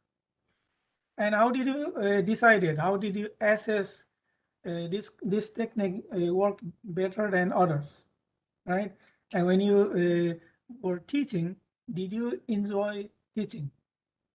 And what is your passion in teaching, or what is your commitment in the teaching? So you write all these things in your own word. So that's the philosophy. So teaching philosophy is actually about students learning. There is no specific method that is the best one. You can say, I don't believe on that. You can say, I don't believe on this kind of group teaching. You can say, I believe on Gurukul like of teaching style, teaching philosophy. That's your philosophy. It should be yours, but you have to back up with your reasoning. After all, what is the most important thing? Students learning. How students can learn better. So that's what they are looking for. And another things you should not forget in teaching philosophy, because teaching philosophy, that document is taken as most important in the four-year colleges, community college, and if you are applying for lecturer. Okay, so try to include these keywords. So these keywords are very important. These active learning, right? Active learning method, student center, student engagement, and different methods used are peer instruction, think, pair, share, cooperative group work, studio physics, hands-on activities, interactive lecture demonstration, team-based learning, so critical thinking, and use of response system. These are for assessment. For example, clickers, right? So if you have not used this, you can at least mention that in these days, in physics, there are lots of physics education groups. They are developing and they are learning, they are studying which method works and which method does not work. So you can at least say, I am aware of these methods being developed or being used, and I truly believe these things works, and these are proven by scientific assessment. and I will use them in my teaching. And if you can say, I am involved in this kind of teaching methods while I taught as a postdoc, or why I was involved as a TA, as a graduate student, then that makes your teaching philosophy very strong. And if you can also explain, I found some of the challenges in using these teaching methods, and I solved that, then you are even at the higher level. And if you have other materials like, did you prepare any teaching materials? Did you prepare any, even at least if one develop demonstration, or develop some questionnaires, right? Even for clicker questions. And that help to learn some concept, then that's still a good point for your teaching philosophy. And if you don't have any experience of direct teaching to the student, you can at least mention if you are involved in the mentoring undergraduate student while you are a PhD student. That's also part of teaching. And if not, at least you can say, I was tutoring or I was mentoring students. You should at least say or give the impression that you like to teach, you are committed to teach, and you're enthusiastic in this job. Okay, so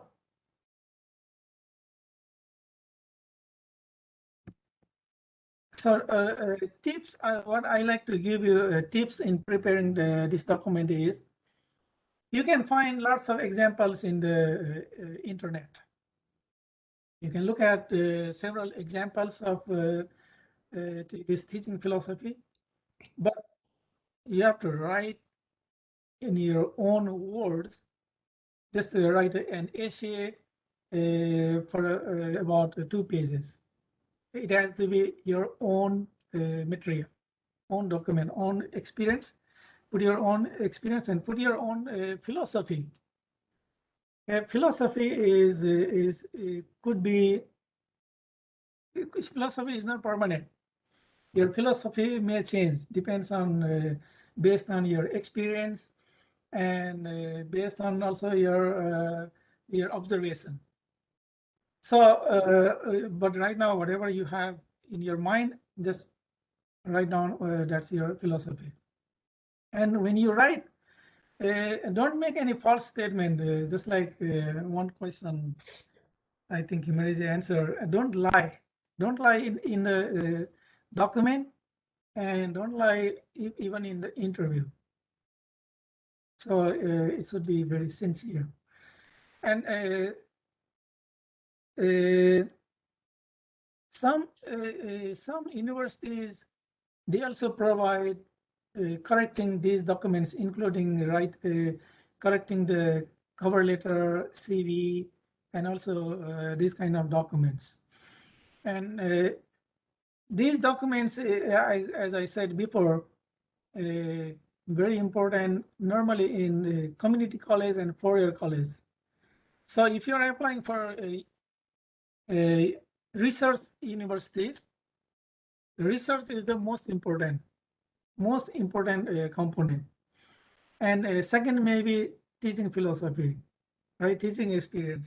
But most people also think that if you have PhD in physics, anyone with PhD in physics should be able to teach at least introductory physics course. So in the university, if you have very strong research component, they will not pay that much attention in the teaching component. But if you are in the applying in the community college or four-year college, where they have more emphasis on teaching, then your teaching experience and teaching philosophy as more important. So if you are right now in a postdoc position or graduate student, and if your college or university has this kind of active learning teaching methods they are being used, try to be involved.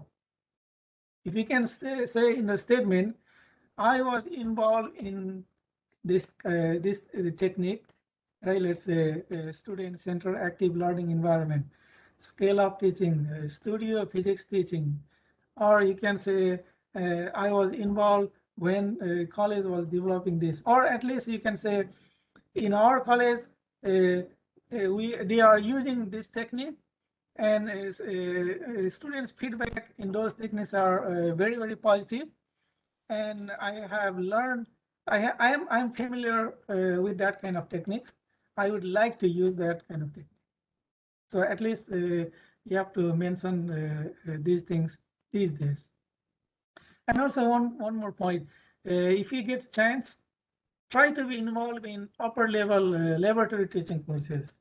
So why I'm saying that is, in most of the college, university, most professor likes to be involved in research, or some senior they like to teach easy courses, right? So they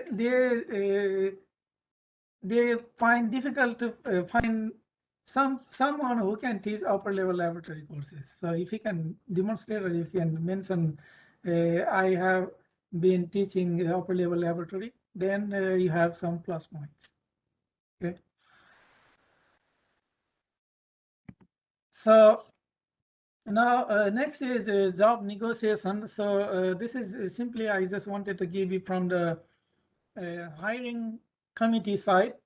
So hiring process is actually more than 1 year. So most of these actually process already has mentioned. So I just want to give an example. If we plan to hire somebody in next year, 2022 fall, that process starts from this semester, spring 2021. So spring 2021, we request for the new line, and the dean, provost, college has to approve that, because it has to have a budget for that.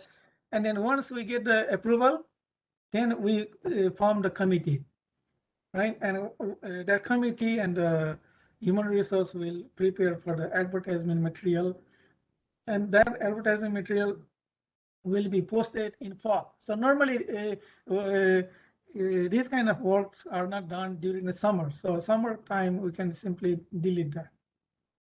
So in the beginning of fall, you will see the advertisement, and all the applicants will be collected by end of fall.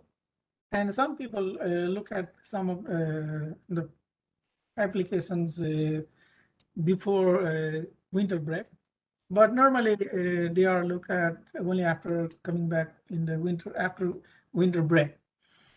So winter break means now it is spring 2022. So in spring 22, search committee meet together, right? And they start selecting the sorting out the application. So how they sort out or select the candidates.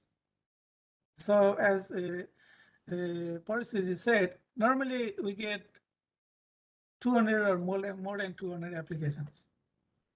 And these days, in most of the physics hiring advertisement, we can find many Nepalese are applying for the same position. So actually, there are competition between Nepalese candidates.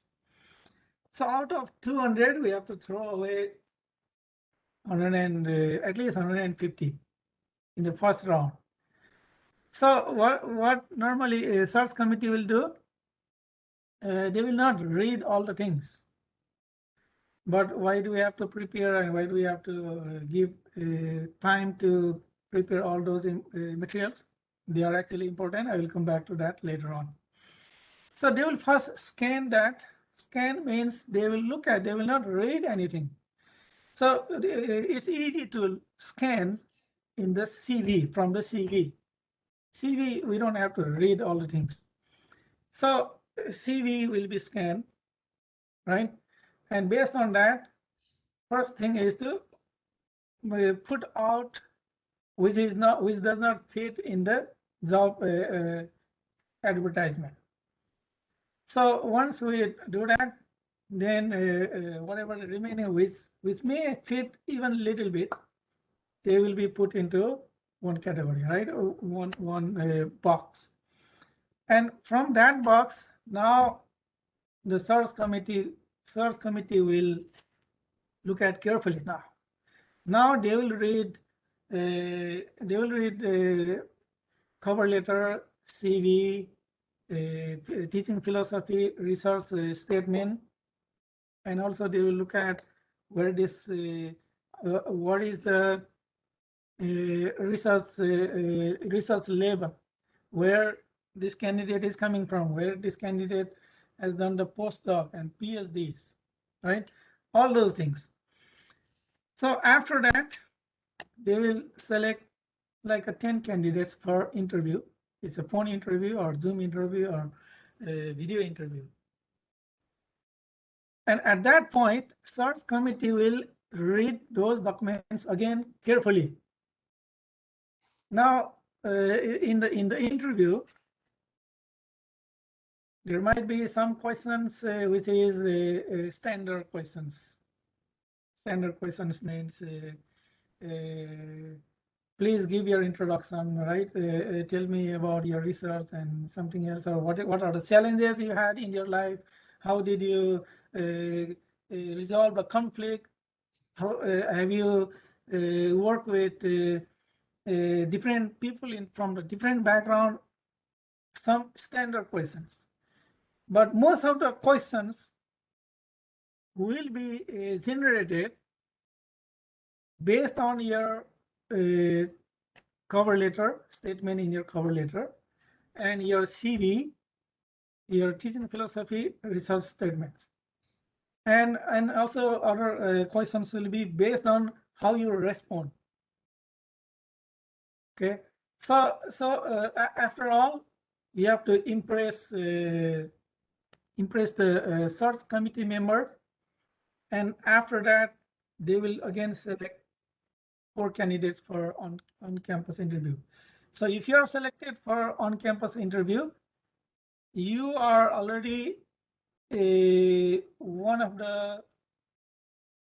possible candidate for the hiring. So out of 4 after on-site interview, most of the time there may be at least 3 people name of the 3 people will be forwarded, or sometimes they forward all those 4, but they put a rank. So this is the first rank, second, and some department, depends on which college is that. If they don't like one person, then they don't include the name. But sometimes administrator like to see all of them, because final decision is done by administrator, right? So one more thing I like to explain here, it's about job negotiation. So once if you are selected, you will get a letter.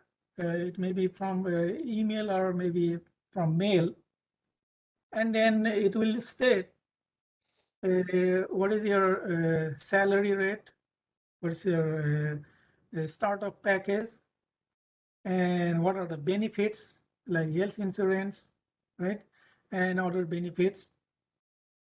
And once you get, before you sign is the time for negotiation.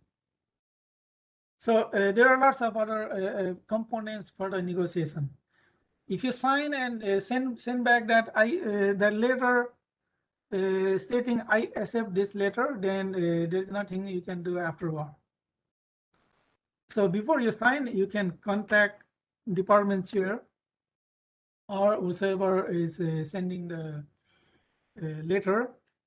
So most of the time, negotiation is done with through department chair or dean, and depends on college or university. Some deans have capacity to approve, and some college needs to get approval from the provost. So negotiation items are salary, right? If and startup money, postdoc support, student support, teaching release time. So salary you can say it depends on. Also, one more thing is, if you have offer from other colleges, then you are in a strong position to negotiate. You might get most of your request. And if you don't have, and then if you don't want to lose that, you can still ask for a raise salary, right? And if not, you might have to accept it.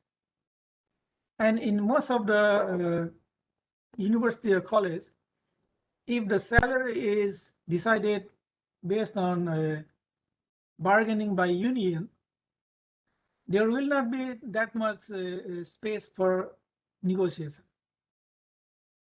But there is nothing to harm, nothing to ask. And other points are startup money. So startup money are always flexible. And startup money, you have to your request has to be backed up by your research plan. Because once you get there, if you don't think you can survive or you can thrive there, it may not be a good idea to accept that job, because they will give you a job, but you have to give them lots of things. So I will come back to that point later on. So that's the startup money. And another is the postdoc support. So if your research is, you have a continuous project, ongoing research project, and that requires a postdoc, then you can bargain like, I need a postdoc for that because I will be heavily involved in writing proposals. But these all bargaining should have some kind of logical argument, right? But sometimes student support, teaching release time, these are other things you can negotiate. Student support means once you get there, you may not have any money to support PhD student or even undergrad or master student who can help you in the research. So if you can request them, if college give me support for one student for a whole PhD period, or maybe for 2 years, then after that I will support from my grant, right? So you might get that support. And another bargaining point or negotiation point is teaching release time. So most colleges or university, there is a rule, you must teach a certain number of hours. So in our college, we have to teach 9 hours every semester. So 9 hours is something like 3 courses, right? So if you can get the lab courses, it will be easy. Otherwise, teaching 3 courses in a semester is a very heavy load. And it's not only teaching. Your job is not only teaching. Teaching is just the one part. So if you have to survive there are lots of other components, mainly research. So you can request teaching release time. Release time means instead of teaching 9 hours, okay, we will give you only you need to teach only 6 hours.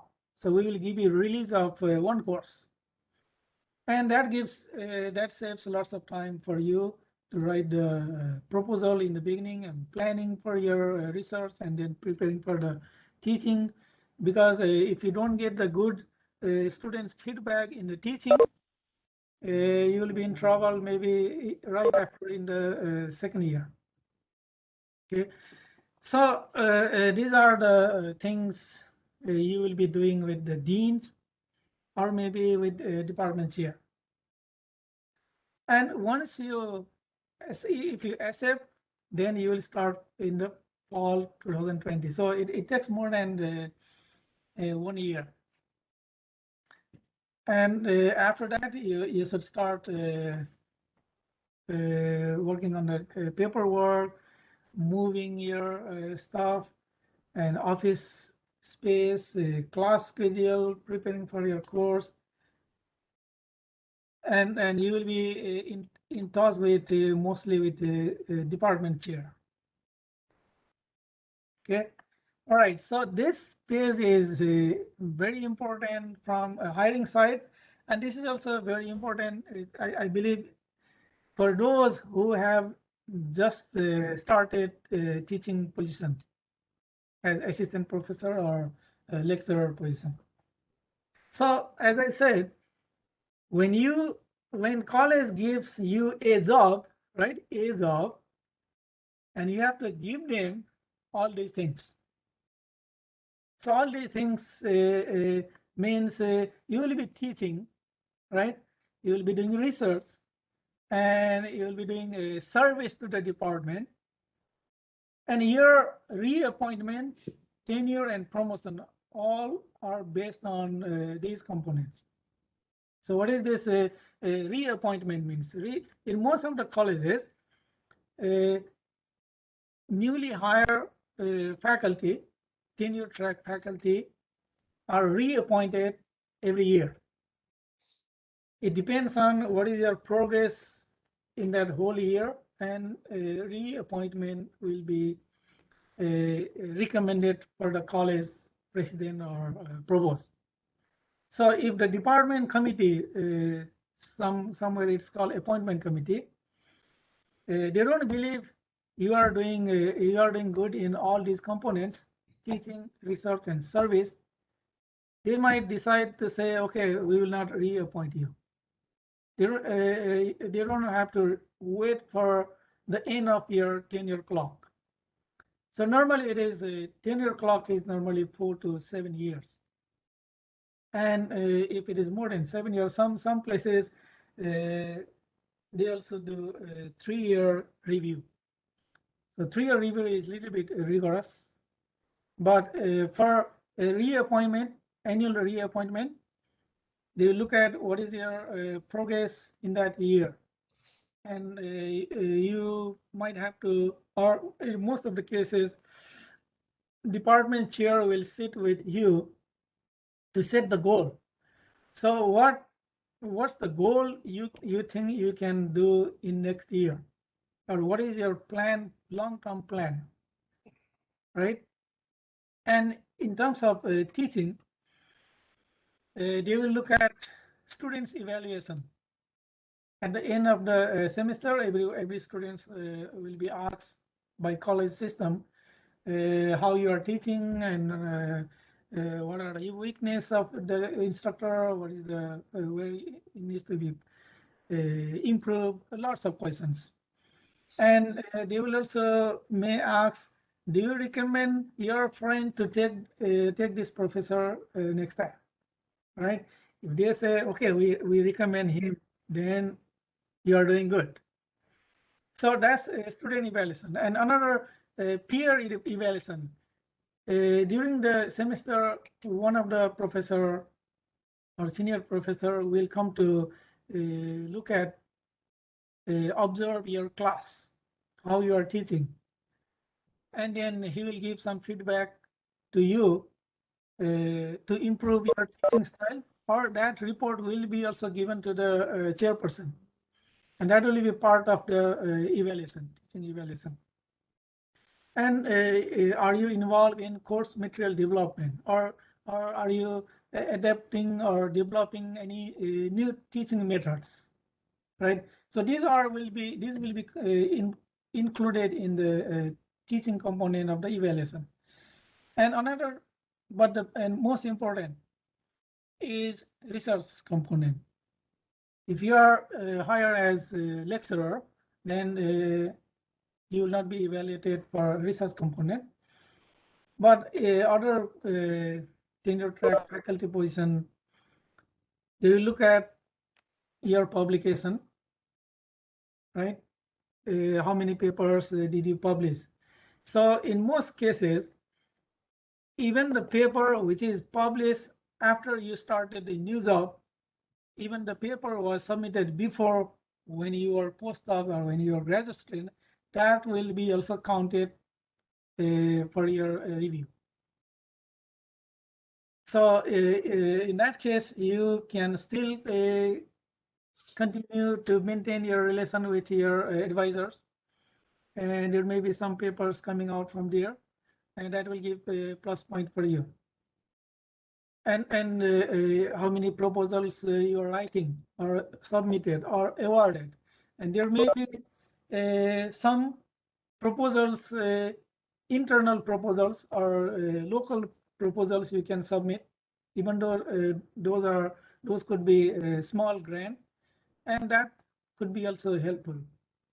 But after all, your goal has to be submit the federal grant or higher big grant and bring the grant, right? College wants professors to bring money, bring students. So you have to give them back lots of things. They just give you one job. And then if you are experimentalist, then you may not be ready to do the research work, research projects, but you have to show them what is your progress on the research lab, right? And how you are trying to involve students. So if it is undergrad students, how your research projects fits into the involving undergrad students. Are you doing some collaboration with other researchers within the department or within the school or maybe outside the school? Are you giving conference presentation or are you invited in the talks? So there are lots of things you will have to do, right? And other than that, you will be also involved in departmental committees. Department committees, like most of the time, if you are hired and you are new, most of the time you will be in the colloquium committee. So in the colloquium committee, you have to look at your friends or you request some speakers, invite to give talks in the college, right? Arrange those things. It takes time. And there might be also some school committees, university committees, right? And also community services, meaning if you are doing some work for community, for example, you are doing some work for the ANPA, that's also part of community service. So you can also include as your service to the community. So when somebody is interviewing from the search committee side, right, hiring side, what they are looking at is, if I hire this guy, can he do all these things, right, successfully? In other words, if we hire this guy, can he live, right, survive here, because he has to do all these things. And when we say service, it's not only sitting in the committee. They are looking at whether this guy will be a leader of the department or leader of the college in future.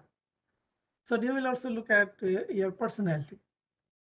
And based on all this, only worry the search committee we'll have is always, once we hire this, whether this guy will get tenure or not, right? They like to find somebody who can survive there. Sometimes if the candidate is the best in among all the applicants, that may not fit in the college, that may not fit in that position, because once he comes here, we don't have that kind of facility here, so he will not be happy and he won't stay here. If they have that kind of impression, they will not hire you. So there are lots of things search committee will look at, and then it is always the best fit, right? Best fit. So if you are applying for research university, they will look at research. Your research, can your research bring grants and then teach the mentor the PhD students, right? If not, they will not hire you. If you are applying into four-year colleges, they will not only look at research, they will also look at whether he can teach. If he cannot, once he get the tenure or the promoted, if he cannot continue the research, can he teach well our undergraduate courses, or can he lead the department, right? They will look at all those things, because all these components are the basis of your tenure and promotion. So in tenure, they like to see whether you have established your independent research or not, whether you will come up like a researcher, right? While you are in PhD student or postdoc, you may be involved, you may be part of the project, and the idea could be your supervisors, right? And when you are in a tenure track faculty, then it should be your idea, right? You have to lead your group. You have to teach a big group of the students. You have to control them, right? And you have to play some role in the department and college and the universities. So they are looking at those kind of people. So if you are already hired, these are the points. Whatever you have done, you should keep writing, keep note on on a separate page. If you participate in ANPA, write down something like, I participate in ANPA. Maybe it is part of the professional development, right? And those should be included in your annual report and submit to the department chair. All right, I think I will stop here. So there is some questions here. I will try to answer. Do we need to modify our teaching research statement based on whether we are applying to community college or four-year college? So teaching statement, I don't think you need to modify. Once you prepare, it should work in the community college, four-year college, or even research universities. But research statement, you have to modify. So based on what kind of, because if your research is very, very high level research, and you're applying for four-year colleges who cannot give you all those facilities, then you have to modify your research statement. So your research statement in that case should emphasize that there is a way to involve undergraduate students in my research. If your research is way above undergrad students, and you are applying for four-year colleges where you can find only undergrad students, it may not be good for you. But if you are applying for a research university, then you have to emphasize, you have to make your research very high level. And you can say I'm the only one in the world working on this research or this field, right? So you have to modify mainly research statements. And for community college, still it sounds like community colleges are focused mainly on teaching, but they also expect you to you do some research on your own or involve those freshmen or new undergrad students, right? Associate degrees. And they also expect you to write the grant. They also expect you to bring some grants. So you still have to write research statement. And for those, what you can do is you can also you should also look around if there is a national labs around that college, right? If there is any research project you can do in a national lab. So national labs you can get the facilities for free, but you have to write the proposal and you should get the approval. But at least you can write those things in the research statement. So can we please share how salary bargain happens? What is the best way to do that? So I think I already answered that. You should do that once you receive the offer letter and before signing the acceptance. And my experience is there is not much bargaining, but if you think you deserve it, deserve means in some colleges they might offer you the salary less than what you are getting as a postdoc. Then you can say directly, right now as a postdoc I'm getting this much, and they will not embarrass you giving a lower salary, right, than postdoc. So in that case, definitely you have to ask, and my belief is they will give you more salary. They should give you at least more than what you are getting now. And nowadays we are told to record a 10-minute video and upload. Any tips on how to make that video interactive when there are literally no student in front of me? Yes, it is virtual. So even there is no one in front of you, you should pretend that there is somebody in front of you. So right now, these days, when we are teaching in the same way. We don't see anybody, but we are still teaching them. So pretend like there are some people who are listening to you, and they will not ask you a question, but you can make like they are asking. For example, okay, so at this point, you might have question like, right? You might have this question. So as if they are students are asking, and then you can explain. Okay, if you have that question, these are the scenario.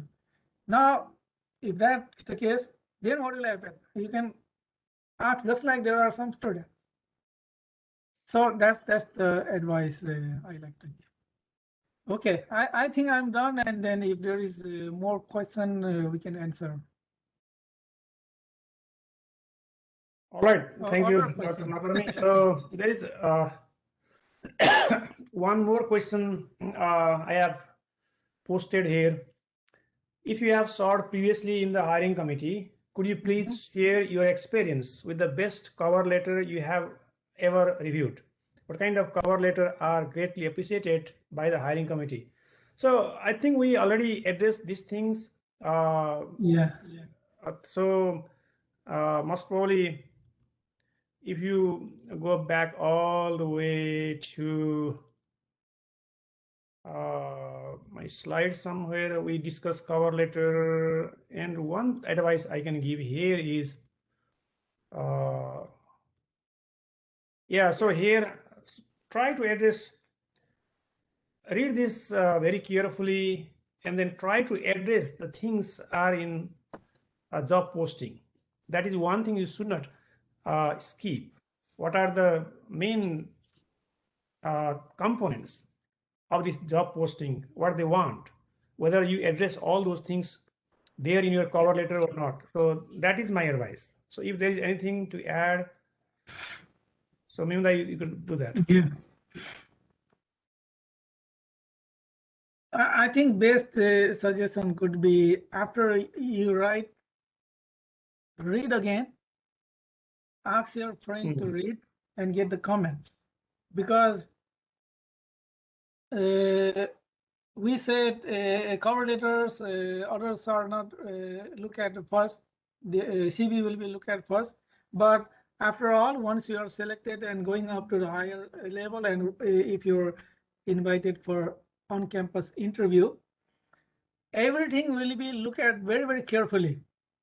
Even in the cover letter, they will look at even the dot, right? If you put two dots in the letter, or how many spaces are there, or what is the formatting, they will look at everything.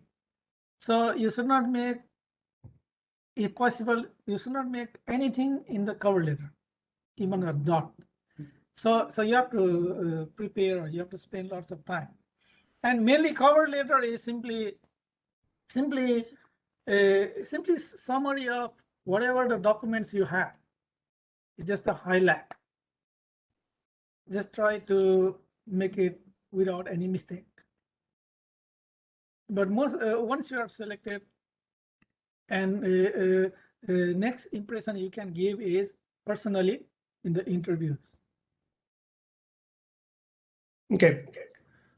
So there is a question, what is the salary range that can be negotiated? In general, how much can one ask to raise in the original offer? We already answered these questions, and then I think there is an answer from... I did answer it a little bit. Yeah, so yeah, Tulaji also answered it, and then... So basically my answer is that it depends on the university and the offer you got. So what I said is that if you are offered lower than what is being offered to your peers, then you can certainly ask them to raise that offer to their level. So, for example, if you're applying to state universities, the benefit is that the salary of each of the professors in the state university is public information. You just have to look at it. So once you look at it, you know how much the assistant professor hired last year or year before that got it, and how much you are being offered. And if you're offered too low, then you can certainly, it's a fair game to ask them to raise your salary to bring to the peers level. And the another answer to that one is Professor Nakarmi just a while ago. He said if you are getting lower salary, higher salary as a postdoc, then what they are offering is assistant professor. It's a fair game to ask them to raise your salary so that you are getting higher than what you got in your postdoc. I think those are the two good points I can recall. Yeah, so there are questions, I think, related to that, how practical or common it is to negotiate the salary or any other supports after you are already done with your formal negotiation with the dean, and before you sign the offer letter. If you have additional job offers during the period, would you suggest to negotiate with the employer where you have already finished with your formal negotiation? I think once you sign the letter, you are done. So basically, whatever you do, you have to do before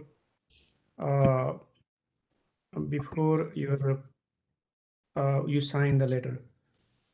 So I think these are the questions I see here in chat box.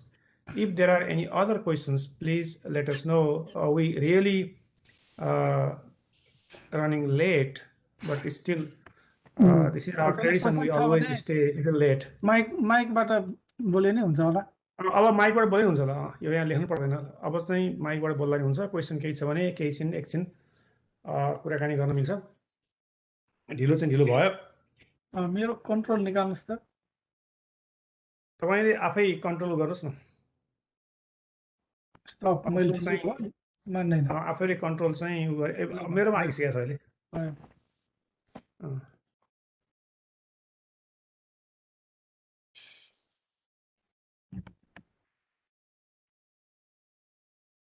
केही अरू question छ भने एकछिन discuss गरौँ अब question छैन भने sir म एउटा सानो क्वेसन सोध्छु है त ल सोध्नुहोस् यो साइट इन्टरभ्यू पछि जनरली कति टाइम लगाउँछन् अफरको लागि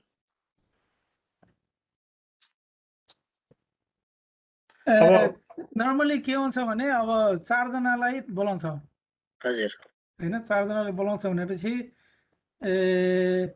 अब एटलिस्ट एउटा सेमिनार जस्तो चाहिँ दिन लाउँछ सबैलाई हजुर अनि त्यो अनुसार कहिलेकाहीँ के हुन्छ भने अब सबै कमिटी मेम्बरहरूको पनि टाइम मिलाउनु पर्यो म्याक्सिमम 1 हप्तामा 2 जनासम्म बोलाउन सकिन्छ त्यो हो भने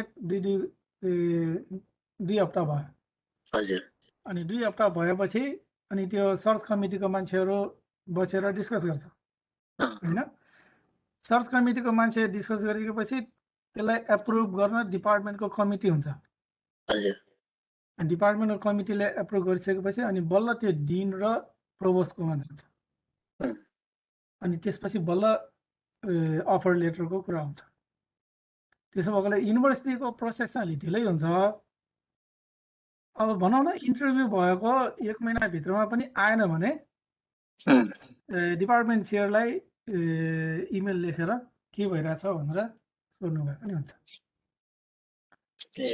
थ्याङ्क यू सर डिपार्टमेन्ट चेयरले चाहिँ अब यस्तो स्ट्याटस छ भनेर रिप्लाई चाहिँ गर्छ मेरो चाहिँ करिब 17-18 दिन भयो साइट इन्टरभ्यू भएको तर केही पनि आएको छैन के सर 17-18 दिनमा मेरो विचारमा आउँदैन तपाई फर्स्ट इन्टरभ्यू दिएको छ भने त अझ उस्तै पर्यो भने अरूले इन्टरभ्यू दिइरहेछ अझै खै अब त्यो चाहिँ थाहा भएन सर फर्स्ट हो के त हैन त्यही त यदि फर्स्ट हो भने त्यो चाहिँ अरू मान्छेले अझै इन्टरभ्यू दिइरहेको हुन सक्छ हजुर त्यसैले अझै टाइम भएको छैन मोस्ट अफ द केसेसमा चाहिँ जस्तै तपाईँ डिपार्टमेन्टमा इन्टरभ्यू दिन जानुहुन्छ भने चाहिँ मोस्ट लाइकली तपाईँले कलोकियम दिनुहुन्छ होला अनि तपाईँले त्यो ट्र्याक गर्ने वान अफ द आइडिया चाहिँ उनीहरूको कलोकियम चाहिँ पब्लिक एनाउन्समेन्ट हो कि सो तपाईँभन्दा पछाडि कसैले इन्टरभ्यू दिएको छ कि छैन भनेर उनीहरू कलोकियम वेबसाइटमा गएर हेर्नुभयो भने चाहिँ most likely will can figure out it's not 100% proof but you can figure out कलिगियम थिएन सर क्लास टिचिङ थियो टिचिङ खालको युनिभर्सिटी हो अनि मैले त्यो सबै धेरै खोजे युनिभर्सिटीको वेबसाइटमा केही पनि इन्फर्मेसन पाइएन त्यहाँ पनि मैले धेरै ट्राई गरेँ बुझ्नलाई डाइरेक्टली सोध्ने कुरो भएन तर कतिजना अनि भइसक्यो कि भइसकेन केही पनि पत्ता लगाउन सकिएन क्या त्यो ड्युरिङ द त्यो टाइम पिरियडमा पनि दिनभरि बस्दा होइन त्यो चाहिँ पत्ता लगाउन सक्नुहुन्न तपाईँले तर 1 महिनाभित्रमा पनि केही आएन भने चाहिँ सर्च कमिटीको चेयरपर्सन अथवा डिपार्टमेन्ट हेडलाई इमेल लेख्नु भए पनि हुन्छ ए हजुर सर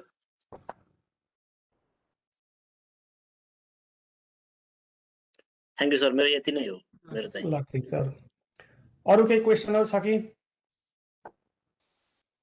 यो क्वेसनै चाहिँ होइन तर एउटा आजको स्लाइडहरु यो कहाँबाट एक्सेस गर्न सकिन्छ धेरै लट्स अफ यो लिंकहरु चाहिँ यसमा छ हैन यसो भन्दाखेरि टिप्न गाह्रो हुने खालको कुराहरु पोसिबल छ सर कि ल यो क्वेसनको एन्सर पशुपतिजीले दिन सक्नुहुन्छ अथवा एनपाको आधिकारिक कसैले दिन सक्नुहुन्छ यो रेकर्डेड छ हैन स्लाइडै भन्दा पनि यो रेकर्ड तपाईले फेरि मेम्बर लगइन गरेर हेर्न सक्नुहुन्छ सायद त्यही हुन्छ होला रामराज सर त्यही हुन्छ सर्च गरेर हेर्न सक्नुहुन्छ पछि मेम्बर लगइन गर्दा हैन त्यसो त यहाँ हुनुहुन्छ होला है त्यसो त त्यही हैन हाम्रो कुरो यस अब के अरे यसको भिडियो रेकर्डिङ चाहिँ कुनै बेला आउँछ I think but it might take a couple weeks but yes it should be available for only for the member, किनकि हाम्रो यो प्रोग्राम भनेको हाम्रो मेम्बर मात्रै हो, त्यही भएर हाम्रो संख्या आज यसो हेर्दै जाँदाखेरि 50 जना जति पुगेको थियो। तर मेम्बरहरूले चाहिँ पछि त्यो उसमा गएर रजिस्टर गर्नु anpaglobal.org मा गएर त्यसो भएपछि तपाईले पछि युजर नेम र पासवर्ड युज गरेर you can log in and then you can watch again. खै पर्छ सर, अरु आउला जस्तो छैन, अब ढिलो पनि भइसक्यो हैन? ढिलो पनि भइसक्यो, हामी अलि यो टाइम चाहिँ